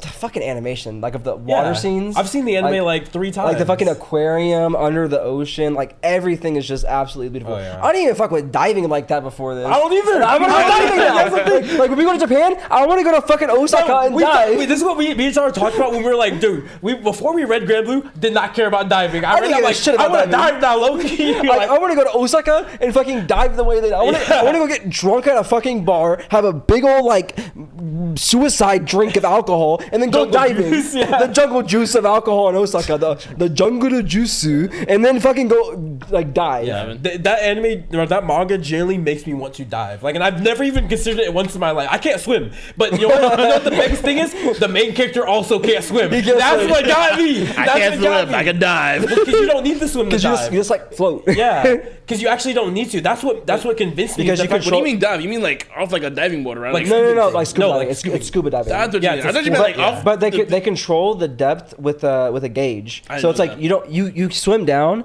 but you can release oxygen to help you descend faster, gonna have or flippers. you have like floaties that'll inflate and then float you up. Yeah. Okay, yeah. But what he does, like that, I said, like he's the main reason why I want to do it, because he also can't swim. Because like first getting into the manga, I'm like, oh, it's a diving manga. Too bad I can't swim or whatnot. And that's like the first thing they hammer into you. He's like, I can't swim, so I'm not gonna dive. And he still does it because he realizes you don't really need to know how to swim to dive, Right. or to swim to dive. So you can do so many things like the flippers and all. You can also just have a partner who can just carry you up as well. A lot of times also they'll be attached to ropes that's attached to a Yeah. pier, so they'll go down. So if they get like caught in a riptide or something, they can pull themselves up by the rope. Oh, Yeah, interesting. Okay. there's so much stuff that Oh, you can do. that was like when they were learning to dive off Yeah, the but coast. which we would end up doing. we would be 'cause we're like not professionals. we like would they be are. we would be in like the 10 to 15 meter range, like because we had to get licensure to go lower. Yeah. kind of like he was when he couldn't take the test, so he was like right on the surface with the tourists. That's what we would do. But you can still see, because like the water in Osaka is like it's like Mexico. It's crystal clear, and it like even like at so much depth, it's so clear you could see everything. Yeah, I always felt like how clear the water is. And every time I see like medium or like diving, I always thought people just did it and just like, all right, now I guess go further down. I thought people just swam like, oh, here we go. Like you have I mean, different you can. have different depths, and then it's like there's different things to explore at every depth. There's like zones. Okay. So it's like the zone that he was in was like for the tourists, and it was like the 0 to 15 meters, which is what you can do without licensure. You just basically take like an hour class or some shit, and then they throw you on a boat, and then you go, and you have like an instructor there, and like you learn all the hand signs and stuff. Right. But like you can see like all the fish and the sea turtles and everything, and it's really cool. Okay. And I really want to do that. Yeah. Like when we go to Japan, that's like something I want. I kind of want to get certified to be a diver, Luke. I feel like I could do it. I've read Grand Blue. I know the. I feel like Hey, you probably have snork. Well, because there's actually a chapter where they like go through the They'll handbook. learn every handbook. Yeah, like, so it's like you signals. can actually learn the hand signs because from they reading were Grand studying Blue. for the test, so they actually like taught the official handbook for diving. Yeah, not everything. They skipped a obviously, lot, yeah. obviously. But like the hand signs, Yeah. the oxygen content, everything. Yeah. Like when to go up, your partner system. Like they teach a lot of stuff. What's the difference between snorkeling and diving then? What's snorkeling? Diving has a tank and snorkeling has a snorkel. Right, but do they? Oh, I guess they wouldn't. Well, I mean, like, think about like if you have a tank of oxygen versus just holding okay. your breath. Yeah, you're right. But snorkeling. I think snorkeling is more like close to the surface, though. Yeah, Diving No, makes no, sense. snorkeling you can go super deep. But that's the thing then. Like how? Because snorkeling is like effectively how long can you hold your breath, and snorkeling is, and then diving is you have an oxygen tank, you have like 2 hours, go explore, without having to come up every time. Interesting. Because you just need to breathe, you just, you know. Yeah. Speaking of the hand signs, the only thing I know about the hand signs is like I think about JoJo Part 3, where they're like, Yeah, to your underwear showing. Yeah. Yeah. like yeah. Your underwear showing. Yeah. Yeah. No, but Grand Blue, and I know we said it time and time again. It's a must see. Actually, honestly. we can use this as a way to like catch up. Hey, remember we told Linksys to read it, right? Linksys, put it. Yeah. You Did said read you it? were gonna read it and watch it. Like Yeah, did fucking you let read us know. Let us know how you felt about Grand it. If you Blue. read it. Fuck. You better have finished it by now. It or at least fucks the so anime. hard. I don't It's know like if we told 12 him to watch the episodes. anime first. I think he or said he's whatever, gonna read but- it. Honestly, even if you're watching this and you haven't, it's like 12 episodes. You could watch the anime. Knock it out. Just not. It's like a couple hours. You can knock it out, and then you're gonna rewatch it. So it's like probably 8 hours. Then you probably rewatch it again. So like 12 hours. Maybe you'll just read the manga. Maybe at that point you just read the manga, catch up. The chapters are long because they're monthly. But then you catch and up. they're dense. Is it They're still dense going? Chapters too. Yeah, it's still Yeah, going. it's still going. I haven't. Ever since I caught up to it, I wanted to like. I can't do monthly. I had to like make it wait, especially with something like that I enjoy so much. There's no way I can do monthly with that. Right. But that is my list. It's over. I do have some honorable mentions. I had Mob Psycho, and in a similar vein, One Punch Man. I do love both of those. The animation, beautiful. The artwork, beautiful. The story, amazing. The powers, I love it. Obviously, JoJo Part 4. I have JJK. There's a reason why it's one of the most highly rated animes right now. JJK. Oh yeah. Like, Facts. I haven't caught up to the manga, but I'm pretty deep into it. And the anime, because I did read like what the anime covered in the manga. When it's a short anime like that, I just reach out to the manga. Right. Because it's like no use of not. And it does a really good adaptation. And I would say that like the anime is actually better than the manga, quite frankly. Yeah. I mean, the way that it adapted it is just, it feels better. The artwork is more updated. It feels better. Because his artwork at the beginning, it was not good. it's still not good. I wouldn't say at the beginning it's still not It's good. gotten better though. It's still not good though. Yeah. It's still, I prefer Mappa every time. No, yeah, like Mappa like threw it up and knocked it out of the park with it. It was just nuts. I also put Vinland Saga on here. I wasn't gonna put it because, like you said, I enjoyed Vinland Saga for the manga, not for the anime. But after rewatching it with my dad, it's like I saw it in a new light. Because I already had the appreciation going back into it again, and just seeing Thorfinn go through everything again. It's so beautiful. And just a scene in the end of season 1 where he drops the knife and it plays every moment of his life. Oh yeah. Like it's just an amazing scene. I would even say Vinland Saga, like the prologue is perfect. I think there is no flaw in the prologue of Vinland Saga. Mm-hmm. Even in totality, I don't think. But the reason I won't say it is because it's not finished. But like as of right now, I don't think Vinland Saga has any flaws. I think it's a perfect story. Major flaws. Yeah. Like you can nitpick some small things. Oh, but yeah, I would say it's a masterpiece. And I think just like what you said with Attack on Titan, if you don't think Vinland Saga is a masterpiece, you're objectively wrong. Yeah. Like objectively, I think it's also a masterpiece. You're actually tweaking. But that's why it didn't make my list. I was gonna have Vinland Saga where I put Dr. Stone. But like I said, I enjoyed the anime of Dr. Stone. I did enjoy the anime of Vinland Saga, but I remember fondly looking back on the manga more than I did the anime. Even though I would say the season 1 anime, one of the best, knocked it out of the park. It was absolutely absurd, so absurdly good. Like of how amazing it is. Not to cockright or anything, but you should. Like honestly, it's worth. Might as well lube it up, spit yeah. Have you seen it, Devin? No. Oh, we can do tricks on it. Yeah. Smell coconut. Yeah, but you're missing out, Devin. It's like one of the best. Dang, you missed out. It's on my list. It's like an Anagram Blue. It's on my list. Pick a struggle, man. Pick a struggle. They're so different. Well, I had to wear You said it like they're the same, like they're the exact same thing. It's like, bro, you haven't seen the like Death Note or Code Geass? You're like Grand Blue Villain Saga. Have you seen JJK? Yeah, I haven't watched it latest season, but I watched it. Okay. That was back then when I was watching anime. He said JJK was mid. Yeah. Or generic. Generic, yeah. No, pick a struggle, dog. All right, and then my last slot, I did put SAO because with all its faults, I do love the aspect, like the isekai video game. It's such a fun aspect, and I've said it time and time. Dang, bro.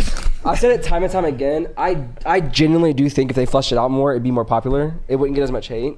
More popular? You mean more like? Because it is like received. No, that's what I meant. Like received. Like it'd be more popular amongst like the fans. Like I genuinely do have that belief if they would just like take the time to flesh out the world and the floors as opposed to like spending like 20% on the first floor and then jumping to 410. Like actually flesh out everything. Like character is just like a god now. Like why? That doesn't make sense. But I also put it there as an honorable mention because it is the anime that got me into anime. I watched that the summer before freshman year, and that anime is the reason why I started watching other animes, because I didn't have an inkling to watch other stuff at the time, and because I watched that and it was so good, it was the first show in general that I pulled an all-nighter watching season 1 of it, and then I watched it again. Not that I didn't skip school, but like it was like a Friday night, and I pulled an all-nighter to Saturday, and then all day Saturday I rewatched the entire series again because I instantly fell in love with it, and then it had the anime tag, and I was like, hey, so I like Fairy Tail and I like SAO. Let's see what else is out there. And then I was like looking into it. I'm like, oh shit, I like Pokemon, I like Digimon, I like Bakugan, I like all this shit, and it's all anime. Let me get into anime. So I have to give it props for what it did for me, putting it in. I was gonna have that over Fairy Tail, but I feel like that's when the enjoyment factor plays into it, because Fairy Tail hits the shonen and the high enjoyment, and the cast. I like the cast more. I don't really like the cast of SAO, honestly. I think it's kind of mid. True. But that is my list. All right. Well, I had two things here before we wrap up here. For one, you guys remember? I think we've already talked about like our first animes. Mine would be like Dragon Ball or something. You said yours would be SAO or Fairy Tail. Yeah. Mine is Fairy Tail. Yeah. What, do you guys remember the first anime you watched and hated? Because that's like, everyone remembers their first anime because you kind of have like a thing to it. Do you remember the first anime you're like, this is ass? Yeah. Yeah, it's one I rep on to this day, and it's Future Diaries. That was the first one? Yep. Because I don't watch things unless I have intriguingness. When you recommended me Future Diaries, it was don't put that on me. It was Jose, Eddie, and Eduardo. Do not put my name on it. It was in the list of like, because it was during that time where like, hey, Dr. Stone came out, Fire Force came out, and then within this list, or like names being thrown around, for some reason Future Diaries being thrown around. I don't know why y'all decided to watch Future Diaries. It was not me. It was not me because I don't even think it was Eddie. I think it was just Eduardo and Jose. Because me and Eddie didn't even like it. We didn't even like it. There's no reason we would have recommended that to you. Maybe, I don't know. I just remember because that was Jose repped that like forever. I know. But names being thrown around. I was like, yo, I like Dr. Stone. I fuck with Fire Force. Let me see what Future Diaries is hitting for. And I was like, this is dog ass. It was ass. I hated it. I don't know why I watched all of it. Because I think eventually. I watched it 6 times. Like, I didn't do that. I think eventually. My favorite memory of Future Diaries is the fact that me and Eddie beat you in a debate that like Yuki is a better character than Luffy. Yeah, I get haunted about that to this day. Do you have yours? Tyler? Oh, Bungo Stray Dogs. That was the first one. Mm-hmm. You hated Bungo Stray Dogs? It's the first one that I dropped. It's the first and in a very exclusive club of things that I've dropped.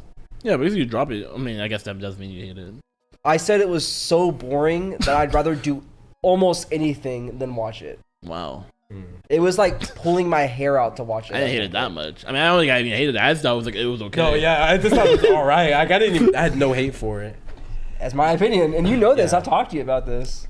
The first one I remember like hating was Soul Eater, but I don't think it was solely because of Soul Eater. I think it was about the situation I was in watching Soul Eater, because it was like it was around the time when I was trying to recommend everyone to watch Fairy Tail. So I was talking to Walker, and I was like, Walker, you gotta watch Fairy Tail. It's good anime. Yeah, and he was like, all right, I'll watch it, but first you have to watch my animes. And I was like, all right, what is it? And it was SAO and Soul Eater, because he was like, Fairy Tail is 300 episodes, so it makes sense. I gotta like had something multiples, that competes to it. So I was like, all right, whatever. Watched Sword Online. I was like, it's aight. Like, it's whatever. I'm not like too worried about it. And I'm like, all right, what's next? Soul Eater. And it was just like the fact that he was gassing it up. He was like, Soul Eater, this is like the best. This is like the best. No one could ever top this ever in history. When I tell you, this episode 1 will have you hooked. And I watched it. I was like, that was supposed to have me hooked his ass. And the whole time, like, because it's 64 episodes, I was sitting there like watching it begrudgingly. I was like, oh my god. And it wasn't in one day. It was like weeks, because I used to go to Walker's house. It was like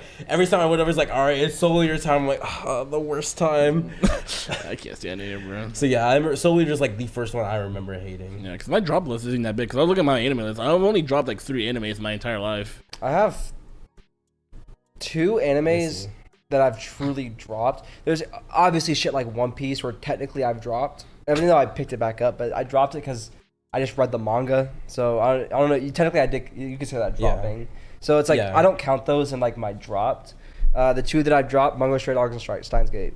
Those are the 2 that I've dropped. I've dropped it quite a bit. I've dropped a bunch of random slice of life. I watched Food Wars. Dropped it. That was ass. I dropped Broco's basketball. Yeah.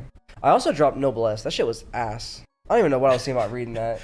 I'm like, this shit is ass. And then one of my boys in my Japanese class, he's like, yeah, I read like half of it. It doesn't get better. And I'm like, you're not giving me hope. So I went on Reddit and I was like, let me see what everyone else is saying. They're like, what the fuck was that ending? Apparently he just like kills off everyone and just ends it.